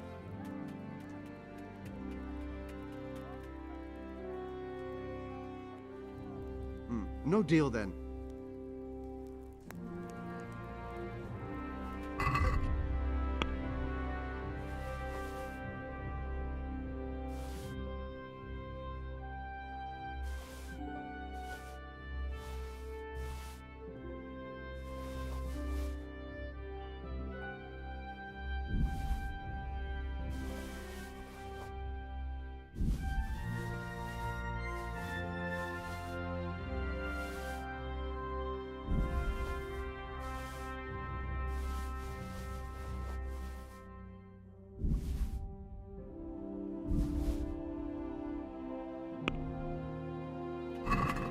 Let's have a word about... Well...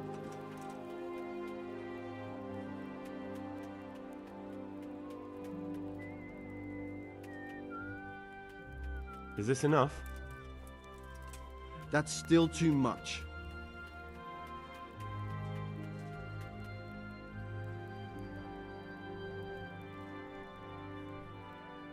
Finally.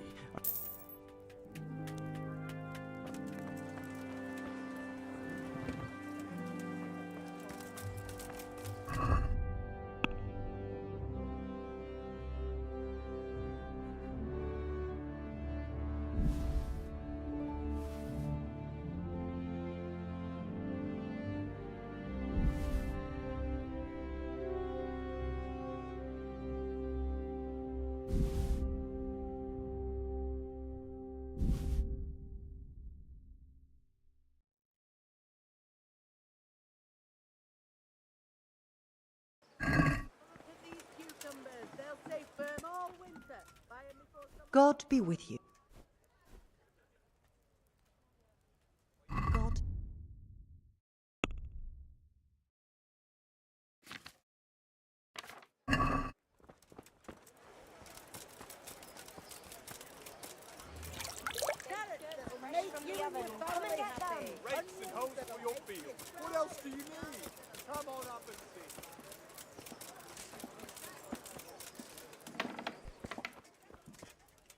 Greetings.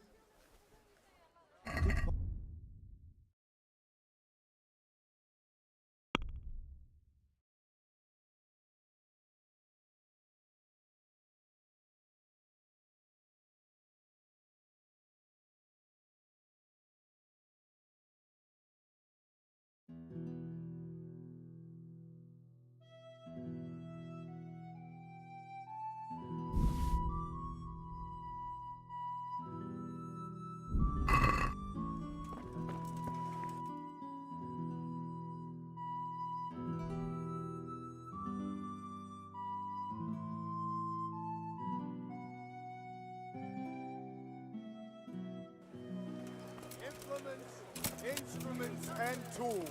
Everything for work and home. I hope.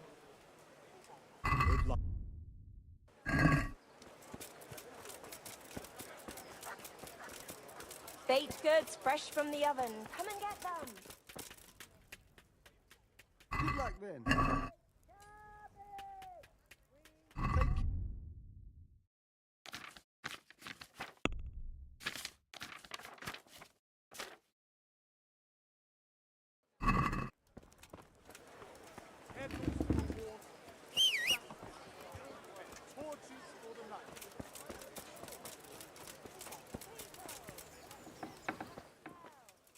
God be with.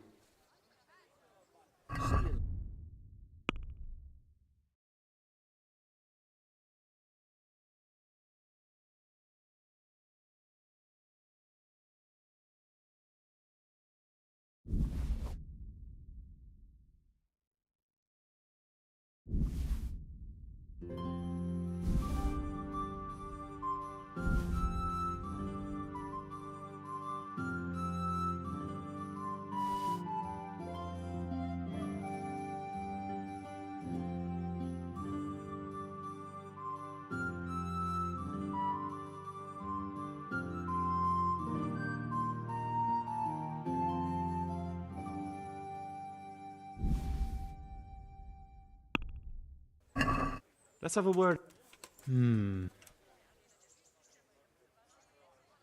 Aye, that would do it.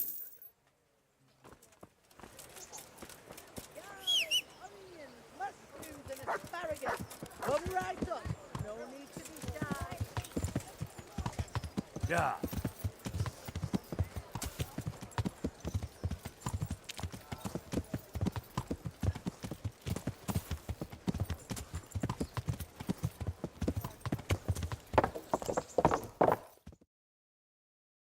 Ah, Hal. Are you going to the meeting with Margrave Jobst as well? I am. What about Istvan? I assume... That we didn't catch him? No. Because if we had, you'd be the first one to know. Have no fear. We'll get him eventually.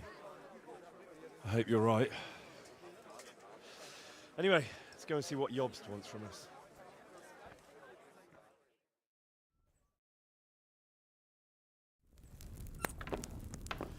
My lords, Christ's blessings on you all. And on you, Lord Capon. And this is my son, Henry. I didn't know you had a son, Sir Redzig. It came as a bit of a surprise to young Henry, too. This gentleman here is John II of Liechtenstein, a member of my council. I'm honored, gentlemen. Come join us. Margrave Jobst was just about to tell us the reason for his visit. Your Grace? I'm sure we're all agreed, Your Graces, that all this unrest must come to an end. This kingdom needs a king. The question is, which king? My cousin, Wenceslas IV, who is being held in captivity. I have to confess, my lord, that your answer surprises me a little. If I'm correctly informed, until recently you sided with your other cousin, Sigismund. That I cannot deny, and I have always stated my position plainly. But times have changed. How have they changed, Your Grace? Sir, there is one thing on which we undoubtedly concur, that King Wenceslas, unfortunately, did not inherit his father's gift for governing. Sadly, his failures have cost Bohemia, the nobles, and our whole Luxembourg family a great deal of money and effort. How did the king let it go so far, damn it? It's in his temperament. He cares only for wine, women, and the hunt. A king, in fact, who never wanted to be king. Then why didn't he just let his brother have the crown? Young sir, the crown weighs heavy when there are duties to be performed, but to surrender it means giving up great privileges too. But he did surrender power to his brother. When things started getting out of hand, Wenceslas appealed to Sigismund for help in restoring order. What, you're saying Wenceslas invited him here? This is starting to make my head spin. Actually, it makes sense when you think about it. Sigismund wanted to re-establish the power of the whole House of Luxembourg. He thought if he helped Wenceslas win the imperial crown, in return his brother would help him become the king of the Romans, and leave the actual reign of Bohemia and the empire to him. Sigismund would govern, while Wenceslas could carry on doing what he was best at, enjoying the life of the imperial court. Why wasn't Wenceslas crowned Holy Roman Emperor long ago? He was already elected king of the Romans. All he had to do was go and let the Pope put the damn imperial crown on his head. Who knows? Maybe he'd prefer hunting and consorting with bathhouse wenches to spending time with the Pope. Well, so would I must admit. Sigismund's plan seemed sound enough, but it didn't quite work out, did it? It worked for a while. He and his brother reached an agreement. Sigismund took over administration of the kingdom and began planning Wenceslas's journey to Rome for the imperial coronation. But then Wenceslas realized he would just be a puppet with a crown. I must say, Margrave Jobst, Wenceslas and Prokop behave rather like naughty children in need of a good clout about the ears. Sigismund would agree. He was already planning his rule of Bohemia, and all of a sudden, the rug was pulled from under him. I'd say he lost his patience and decided he'd drag Wenceslas to the coronation kicking and screaming if he had to. Just like a naughty child, as you say. So he abducted him and your brother Prokop too, if I heard correctly. Correct. And you helped him do it, if I heard correctly. Yes, your graces, it's true. I was there when Sigismund abducted Prokop. I thought everything could somehow be settled, that we could make my brother see sense. But Sigismund just wanted to put an end to the dispute once and for all, whatever the cost. There was nothing I could do to stop him. And that's one of the reasons why I'm here. The worst of it is that it was all for nothing. Instead of putting a stop to the revolt, it escalated it, and the result is this chaos we have today. That's true enough, sir. But I must admit now, I'm not sure what your position is. The king is incompetent, but we must protect him? The simple truth, gentlemen, is that for all of Wenceslas's faults, we have no one else. So we'll have to make do with his idleness. People like him, though. But what can we do now? Sigismund has the League of Lords behind him. Otto von Bergholf, Heinrich von Rosenberg. The situation has gotten completely out of control. Now even the nobles of the League of Lords are realizing that Sigismund wasn't the right choice. So now Bergholf is on your side. Are we to assemble an army together with him and face Sigismund on the field of battle? We're not in Hungary now. Such affairs may be settled elegantly, without unnecessary hostilities or expenses. I have negotiated an alliance with the Hungarian bishops, the Polish, and of course the Czech nobility, against Sigismund. Every day he is losing the ground under his feet, and that's why I need your help too. What kind of help, though? Sigismund has a massive army, and Rosenberg, Berghof, and Prague are behind him. Do you have an army you could face him with? But that's not what I mean at all.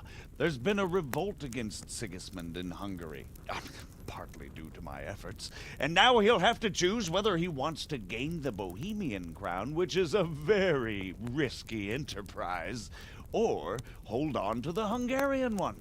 He can't have both. And there's a tough struggle awaiting him in Hungary. I'm not sure he'll win, and Rosenberg and Berghoff know it too. They're not stupid. If the Bohemian nobility stands together, they will turn. We are men of little consequence, Margrave. Radzig here lost everything because of his alliance with Wenceslas. Sir Divish came within a hair of the same fate. Even Rattay is defenseless against Sigismund and the League of Lords. What's more, Your Grace, King Wenceslas languishes in captivity in Vienna. He can't rule too well from there. And what do you propose? To sit with your arms folded till the Bohemian lands are turned to ashes like Skalitz? We have to put a stop to this senseless war! And do you know, sir, what the true position of the League of Lords is? I'm not on the best of terms with them at this moment, so you'll have to ask them yourselves. Yes. Why not? I'll go and visit Bergov at his castle and we'll see what he tells me. You know, that's not such a bad idea, young sir. True. Though a little risky. I doubt Berghoff would harm a blue-blooded envoy. And you can find out what he has to say about developments and what the League of Lords is planning. Then we'll decide what to do next. I'll help you compose a letter to him. I'd like Henry to come with me. Why not? He's proven himself an able investigator, and he'll also be a good bodyguard if anything should happen. And I'll send Sir John here to Kuttenberg to be my eyes and ears there. I believe both your reports will help us get a better grip on the situation. When can you set out? Just as soon as I've packed my things. Excellent. Margrave Jobst and I will draft a letter. Get ready, and we'll meet back here.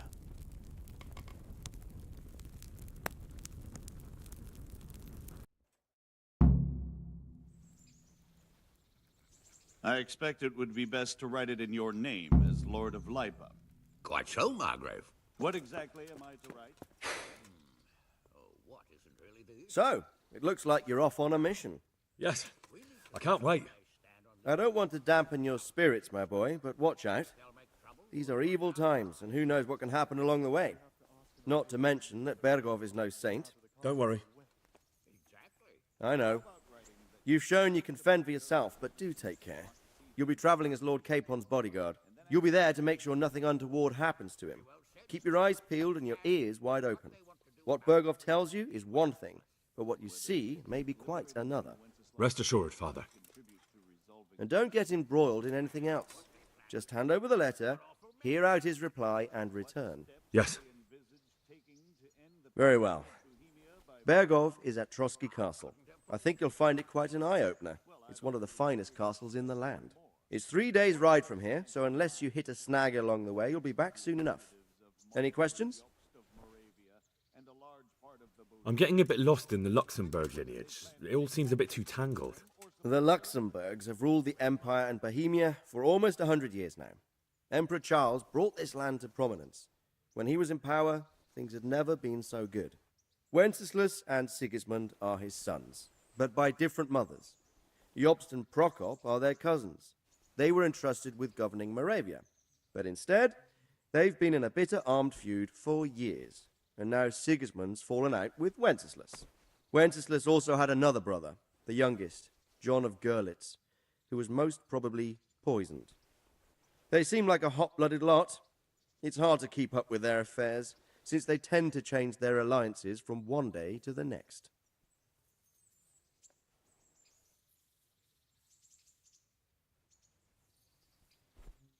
Who is he really, this Jobst?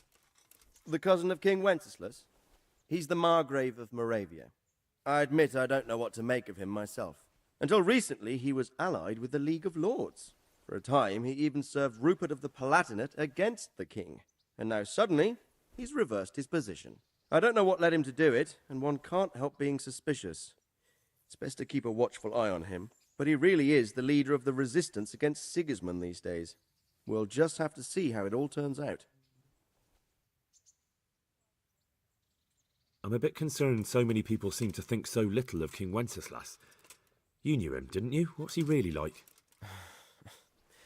Well, there's no straightforward answer to that question.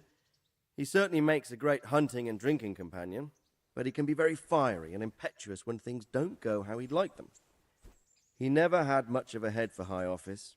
He finds it tiresome. But once a man's grasped the scepter, it's hard to let it go again. You can't just abscond. You've seen for yourself what happens when he disappears for a few months. Better a bad but legitimate king than a bloody war over the throne. Who is this Prokop that Job spoke of? Jobst's brother, the king's cousin. He and Jobst warred over Moravian supremacy for years. Then they were allies for a while, betrayed Wenceslas and sided with Rupert of the Palatinate. But after Sigismund abducted Wenceslas, Prokop fomented a revolt against him, and Sigismund had him captured. Politics. Make of it what you will. I, for one, can't make head or tail of it most of the time. The League of Lords and that Berghoff we're off to see. Who are they exactly? The lords of the powerful houses. Heinrich of Rosenberg, Otto of Berghoff, Heinrich of Radetz, and others. They're unhappy with the way their influence declined after Wenceslas surrounded himself with the lesser orders of nobility. They abducted the king years ago and made him bow to their will. They got away with it that time, and now they've joined forces with Sigismund and done it again. But now it seems that Sigismund's behavior is starting to rub them up the wrong way, so they may well be thinking twice. We'll see what Berghoff has to say. Rupert of the Palatinate. That's a name I hadn't heard before today. Rupert is the Prince Elector of the Palatinate. What's a Prince Elector? The Prince Electors are dignitaries of the Holy Roman Empire who have the right to elect the King of the Romans, who would then be crowned Holy Roman Emperor by the Pope. Rupert took the title for himself with the help of 3 other Prince Electors, even though Wenceslas had already been appointed. Some of the nobility in the empire recognized Rupert's claim, but when he went to Rome to be crowned emperor, it turned into a fiasco. Now he's doing his utmost to get Wenceslas to acknowledge him, but so far without success. So, now we have 2 kings of the Romans. Jobst sided with Sigismund for a while, but now he's switched allegiance. He seems to do that quite a lot. I don't know all that much about Sigismund. He's the king's younger brother and king of Hungary in his own right. 7 years ago, he led a crusade against the Turks and was defeated at Nicopolis. Some say it was due to the recklessness of the French knights, most of whom were mercilessly slaughtered. Sigismund is ambitious and capable.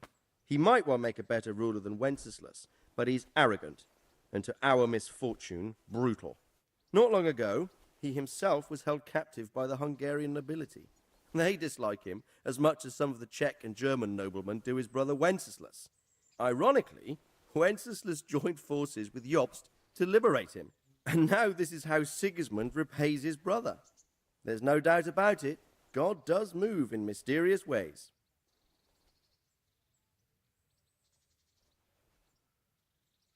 That young man, Sir John of Liechtenstein. Why is he here?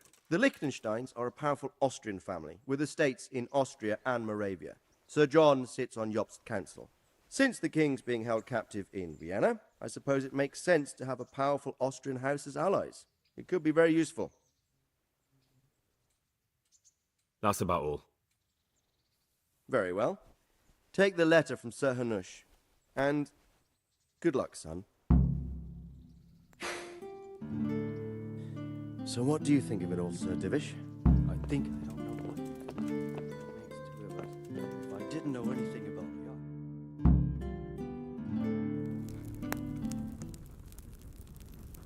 the I believe we have written it well, gentlemen. Without a doubt. No one could deduce from this whether we are Sigismund's allies or foes. I must travel back to Brno now, but soon I will go to Brandenburg and I will stop here on the way back. By then, Sir Capon should be back and we can discuss how to proceed. Right. Before you leave, my lord, there is one thing that gives me no rest. Why did Sigismund come as a foe? It makes no sense. If I may, sir, I think I can explain. Oh, please enlighten us, young sir. I live not far from Hungary, where Sigismund reigns. It is a savage country, and the constant war with the Turks has hardened the people. They need a monarch with an iron hand. So when Sigismund felt the wind of revolt, he reacted as he would at home. Only what works on the Hungarian nobles does not work here in Bohemia. Bringing order is one thing, but slaughtering and pillaging with a horde of barbarians quite another. What purpose does that serve? But Sigismund did give the Bohemian nobles a chance to take his side. It was only when they refused his ultimatum that he lost patience and took to the sword. As for the barbarians, he could afford nothing better. The Hungarian nobility would gain nothing from joining his campaign in Bohemia. He didn't have enough coin for a regular army, and so he recruited the Cumans. What he does not pay them, they make up for in plunder. But in the end, he didn't have enough to even satisfy the Cumans. That's why he raided Kuttenberg and Skalitz. He wanted the silver. That makes sense. My lords, how's the letter coming along? It's done. Then we can be on our way. Now remember what we said, boy. All you have to do is deliver the letter, listen to the answer, and come back here. Don't provoke Berghoff in any way. Provoke? Me? Never, Uncle. We'll be back in a few days. Farewell, your graces. Come, Henry, my men are waiting. I wish you Godspeed.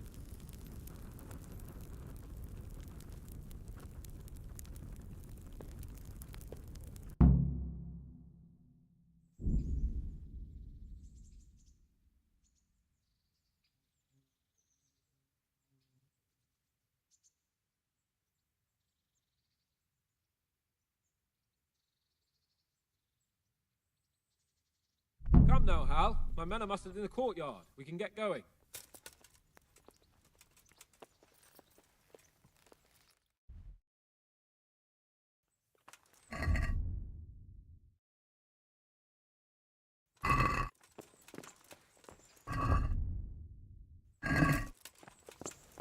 Look out!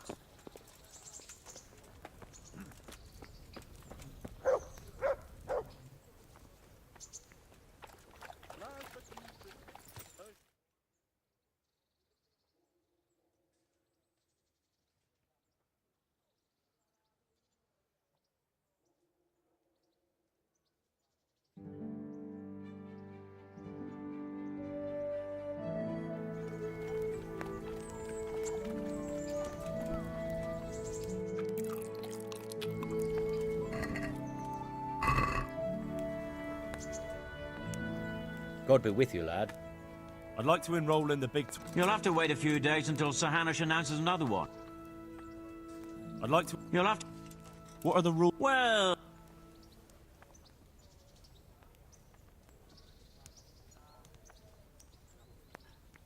Thanks.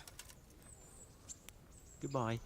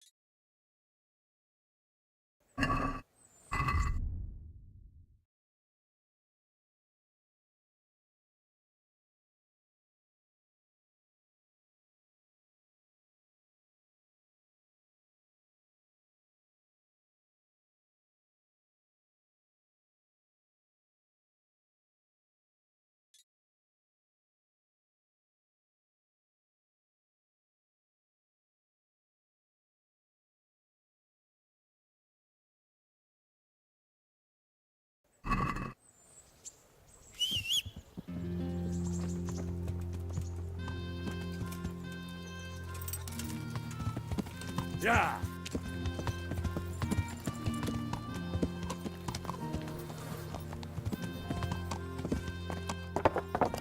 Yeah!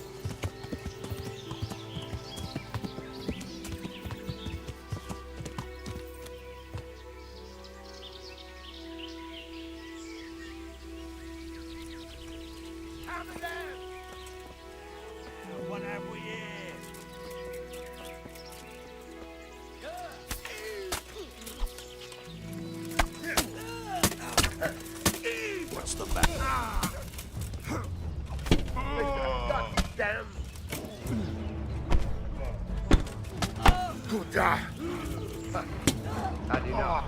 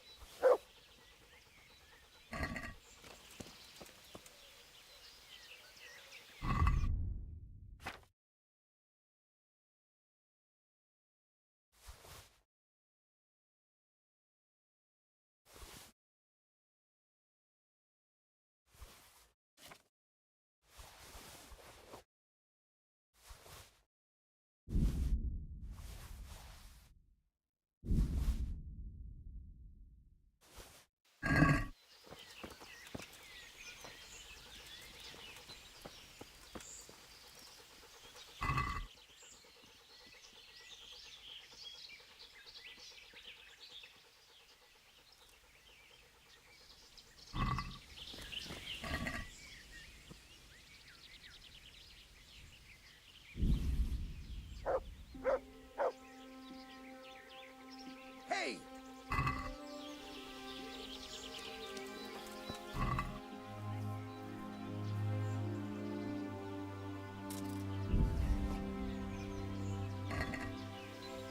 Damn.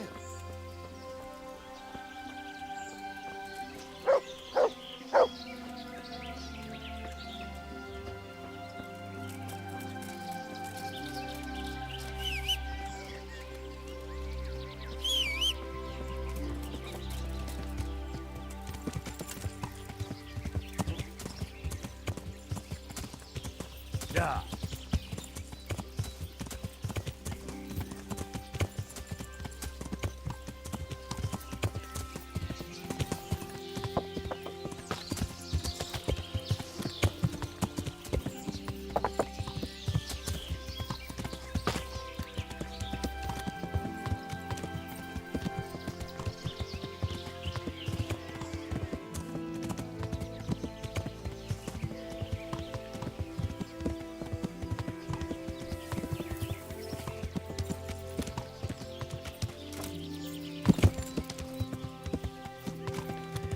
Yeah.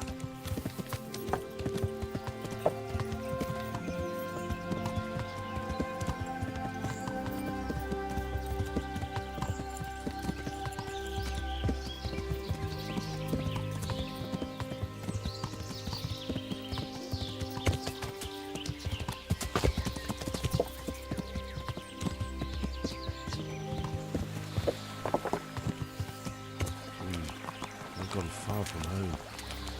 I better get back before Sir Radzig sends out a search party.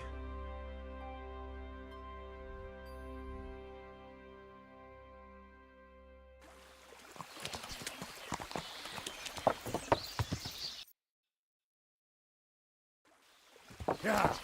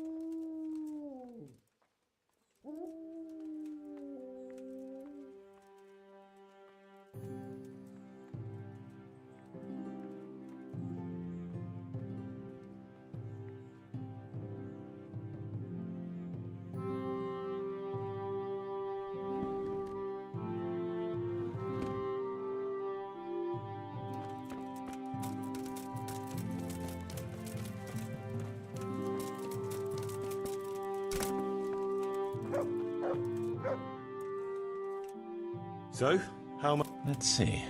You're still far from having the income you need to make the village prosper. You'll need to get the tradesmen working better and creating space. The church is still in ruins.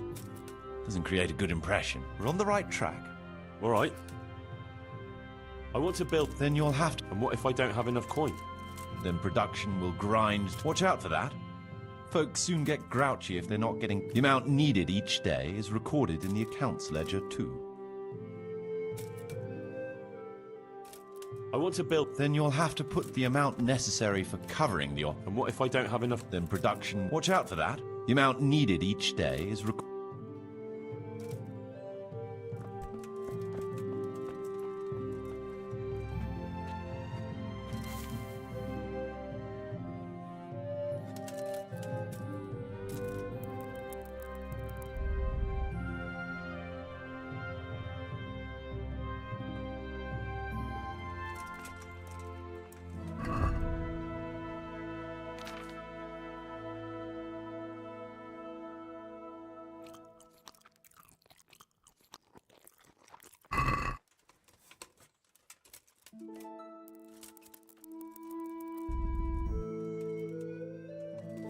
Hey, get up off that bed. You've no business here.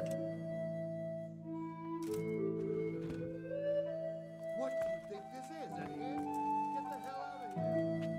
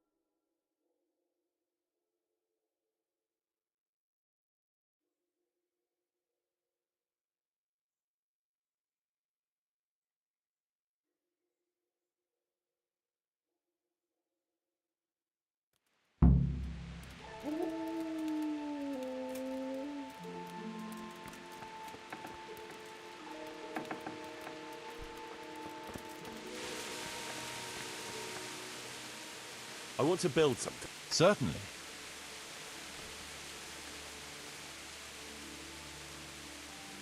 That rickety old footbridge won't do. Good.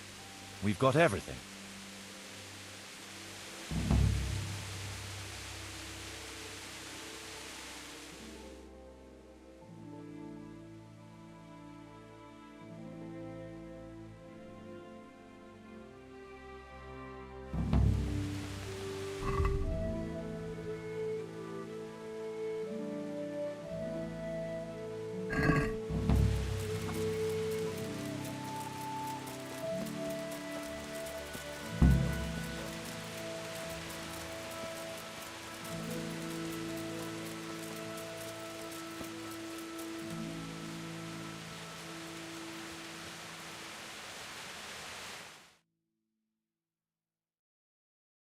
There's another unpleasant matter for you to handle. That's for you to decide, Master Bailiff. As you know, the woods and everything in them belong to our liege lord. He gave you the right to make use of them. But as far as I know, no one else is allowed to hunt there. Let me guess. Some of our fold are putting game on their tables from our woods, and I have to deal with them. Just so. A case like this ought to be judged by his lordship himself, but I fear Sir Divish might be a little too strict in this matter. So what are my options? You can hand the poachers over to justice, let them off with a warning, or, of course, one can always turn a blind eye and leave it in the hands of God. What's your decision?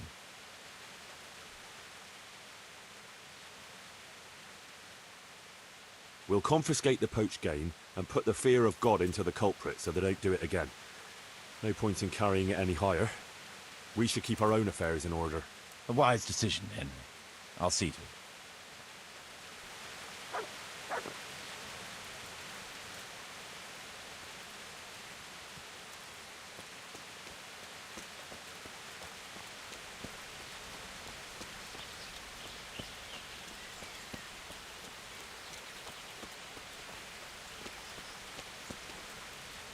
We're going to build here?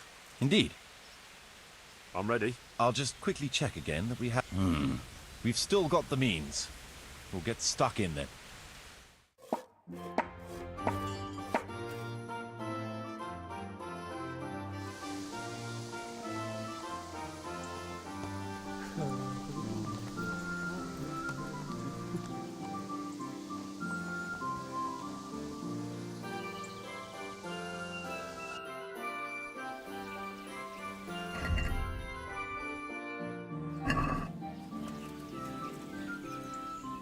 I want to build... Certainly.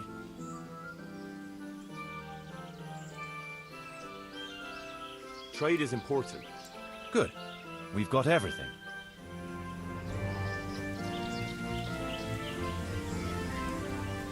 We're going to build here? Yes. I'm ready. I'll just quickly check again that... We've still got the means.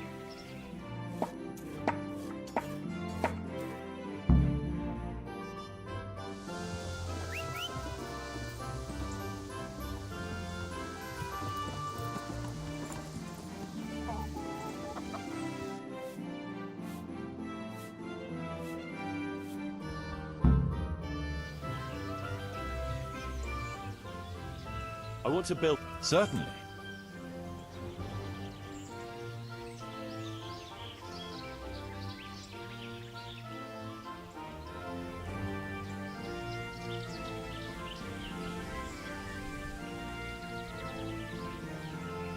No, we don't have a tavern here yet.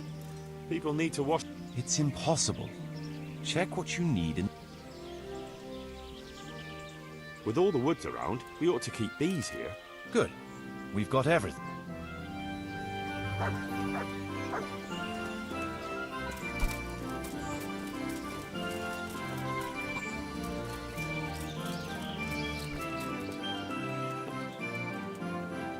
God grant you...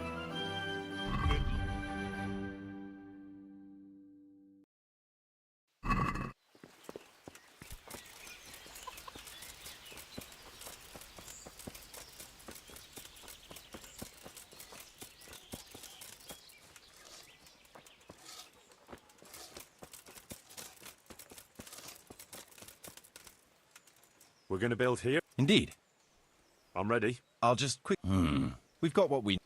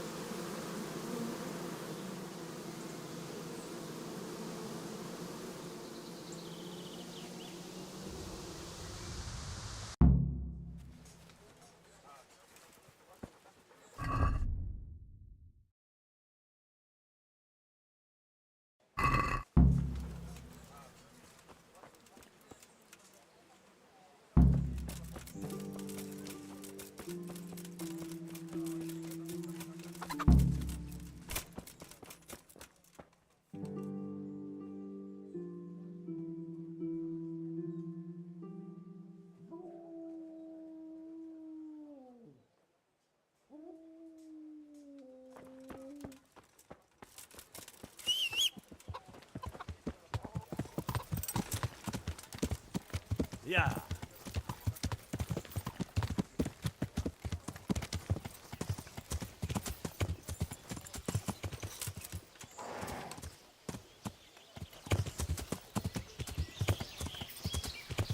Yeah.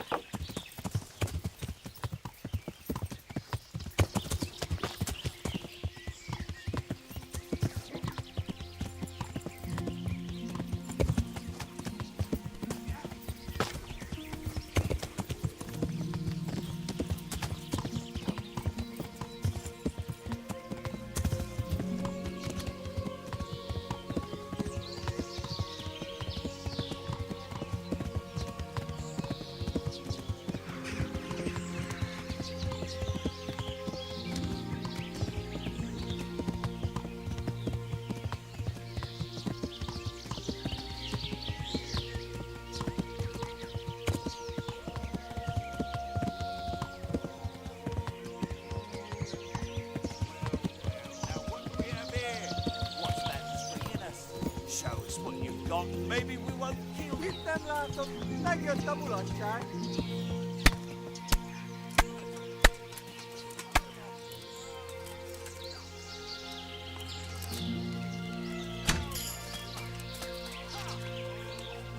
Mi csak? Mi bújt itt elő?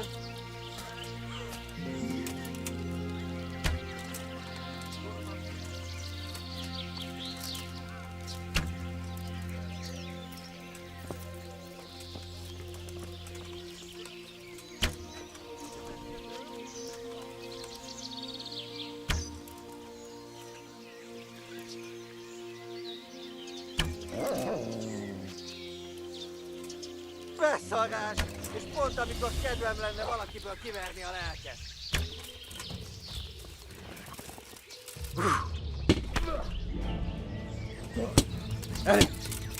Utolsó fasz!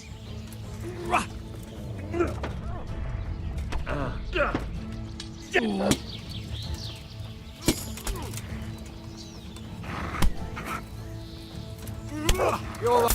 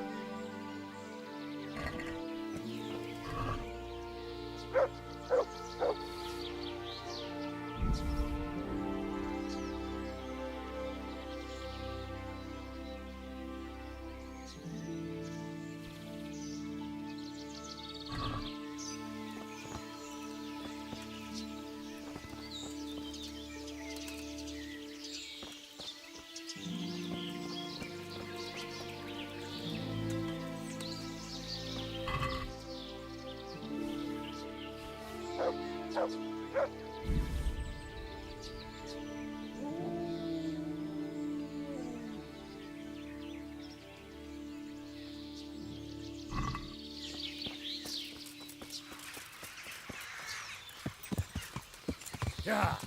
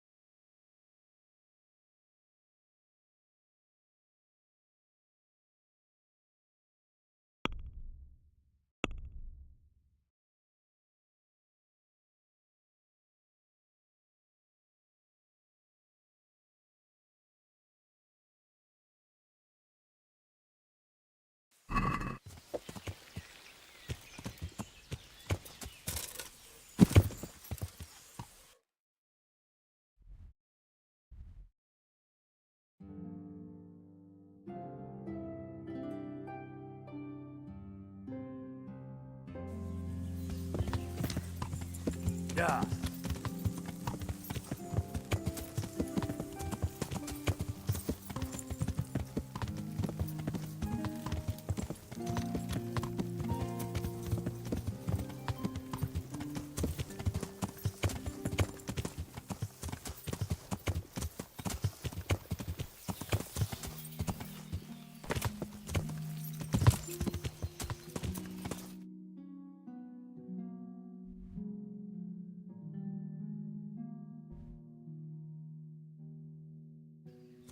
Yeah.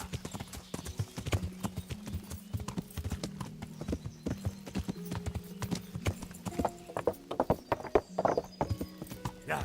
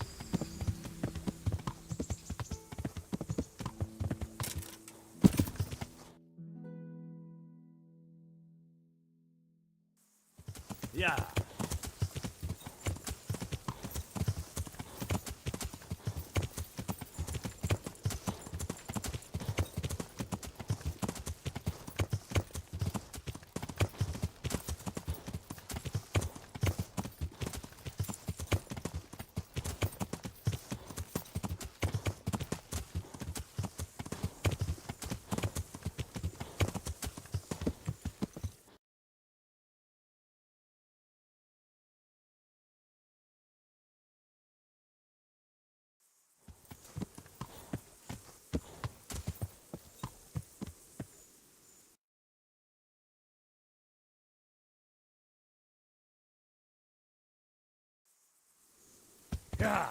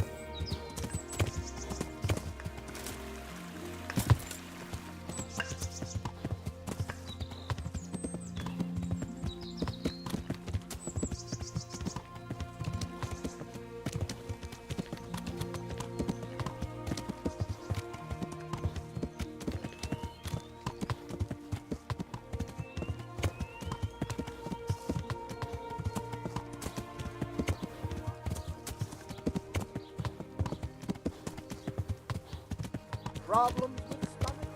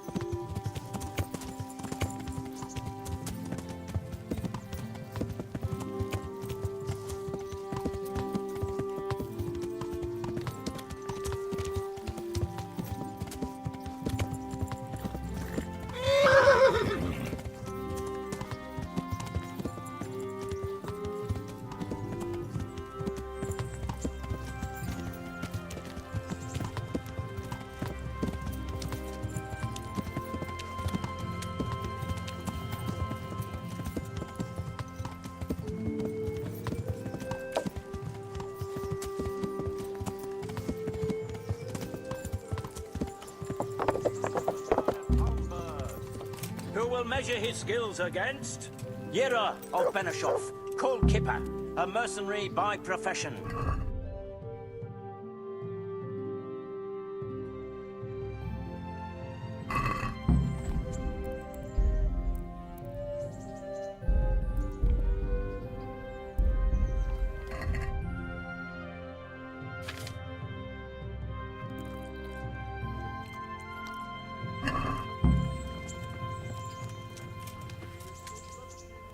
God bless you. I'd like to... All right. Of course. I'll write your name, and I need to know what weapon. Longsword. Good. Get your... Goodbye.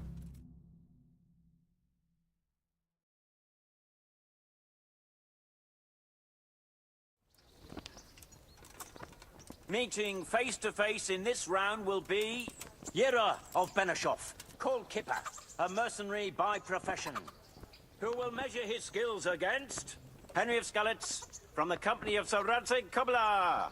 Let us wish the combatants luck.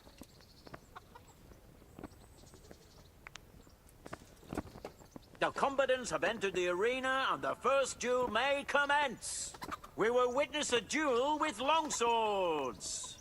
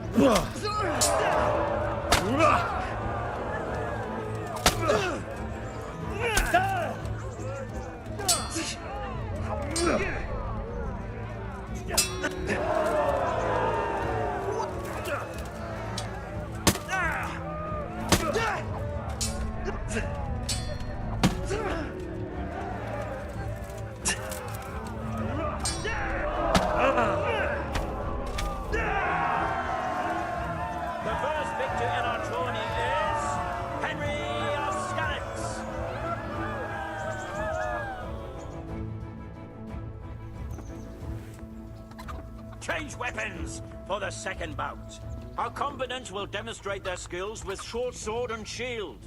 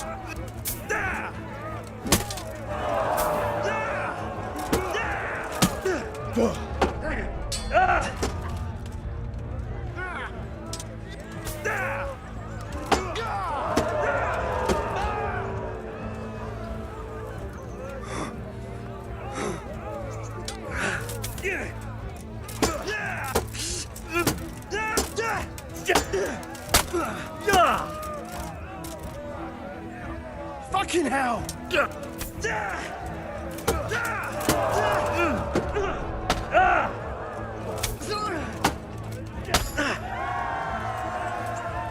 victor of the second duel is Henry of Skalitz. Having proved his combat skills in this round and emerged victorious, he shall proceed to the next round of the Ratai Tourney.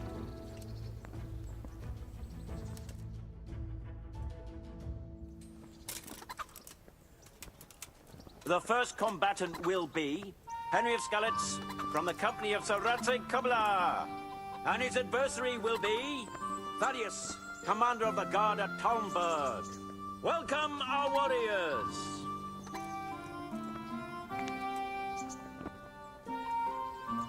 The combatants have entered the arena, and the first duel may commence. We will witness a duel with longswords.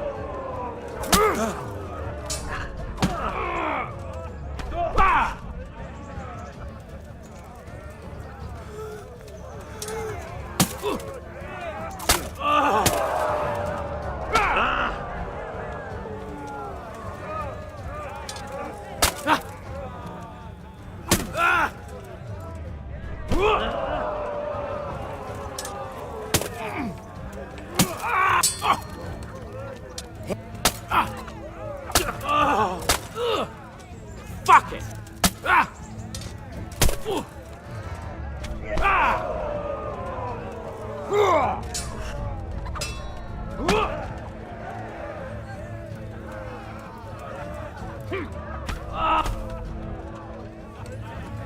Herrgott!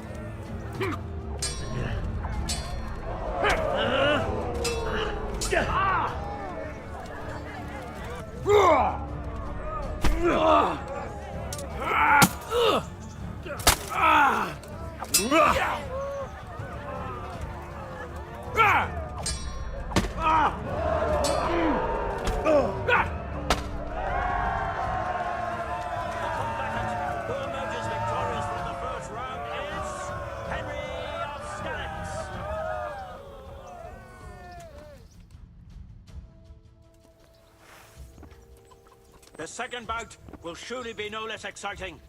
This one may decide the winner. Our warriors will fight with hunting swords. Bollocks!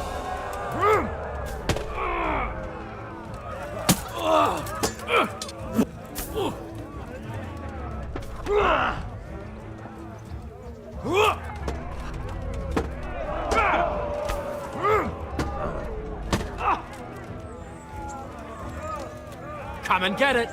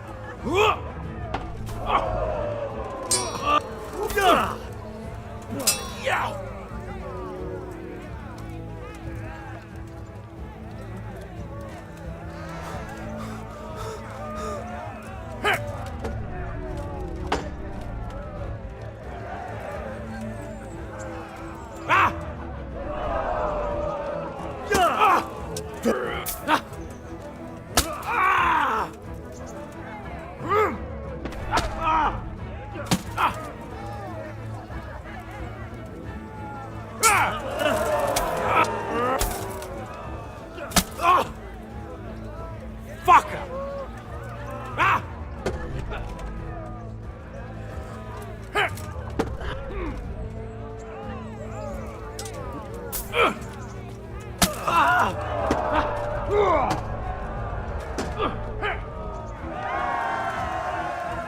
have a victor in the second duel. He is Henry of Skalitz. He is hereby declared the victor in this round and shall proceed to the next round.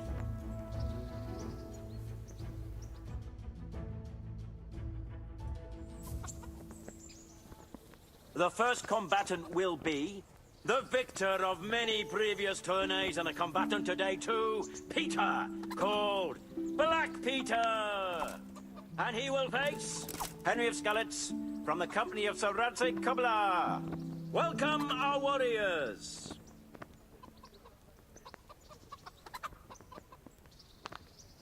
All is prepared for the first duel. We will witness a duel with longswords.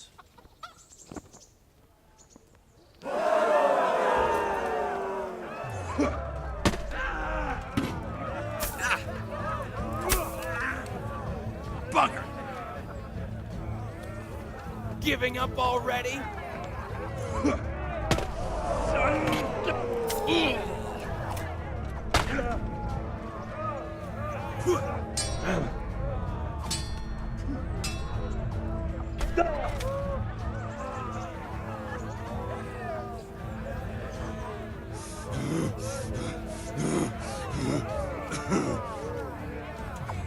Ow.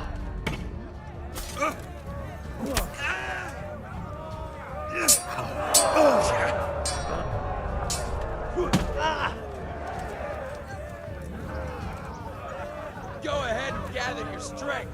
Need it. Ow.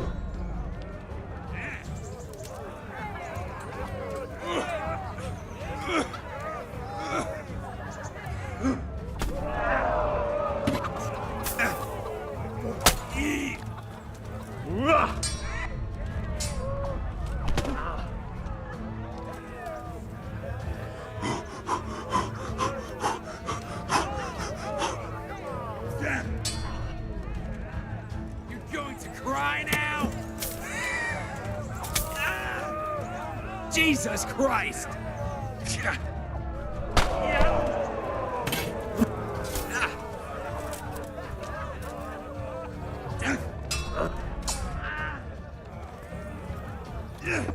Ow. Oh dear. Yeah.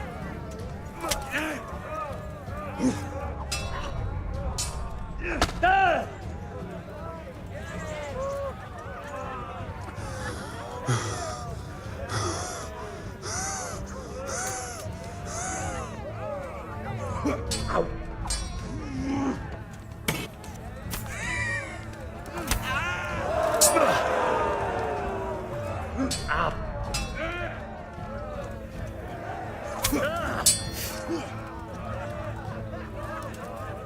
Had enough?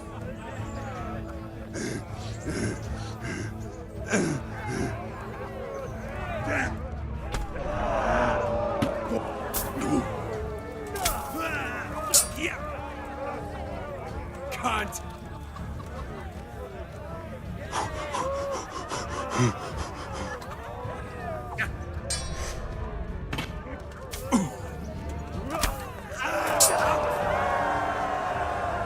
The combatant who emerges victorious from the first round is Henry of Skalitz.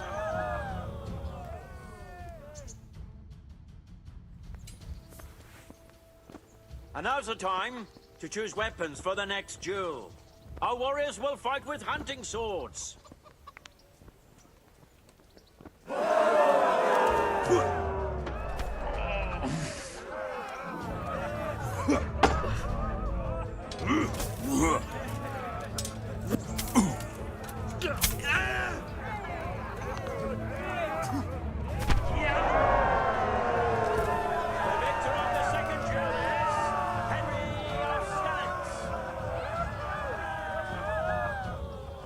And ladies, good men and good wives, you have just witnessed the final duel in today's Ratai tourney, for which we all owe gratitude to Sir Hanush of Laipa. All glory to the victor, Henry of Skalitz, man-at-arms in the company of Sir Radzig Kobyla. His prize will be given to him by our gracious Sir Hanush.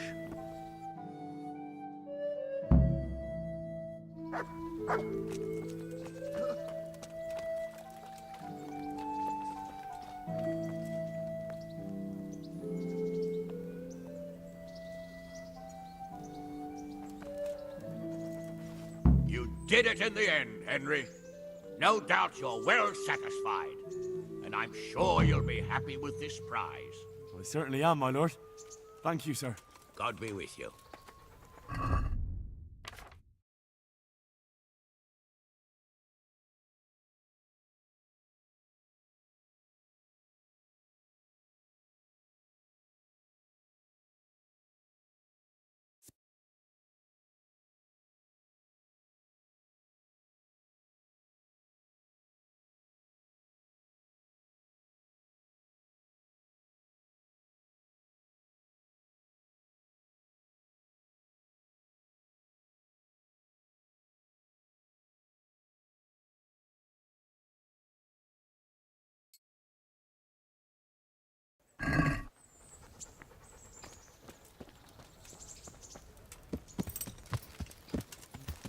Yeah.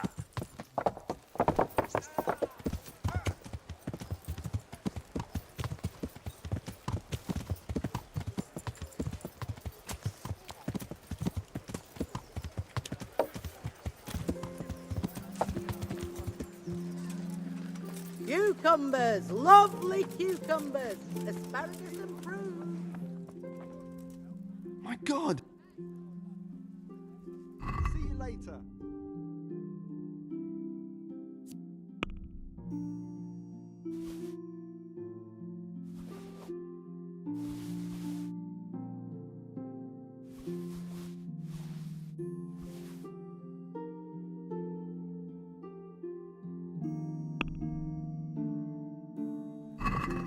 I'd like to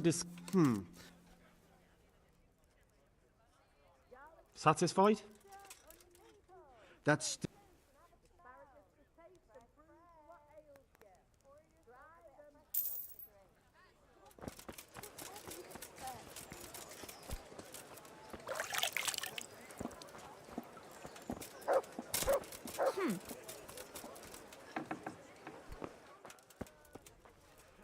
What do you need?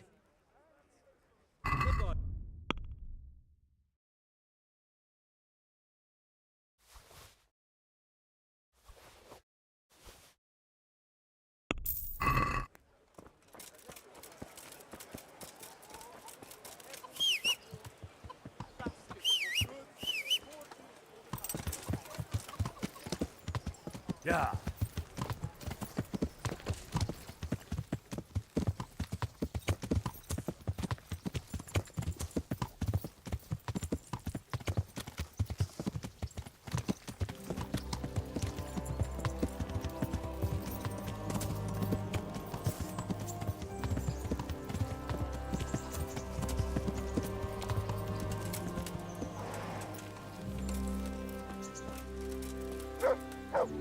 It's about time you showed up. I was worried about you. I've got something that needs stitching up. Could you do it for me? All right, I can. Hail, Henry. I hear you've become a daring tourney fighter. You're full of surprises.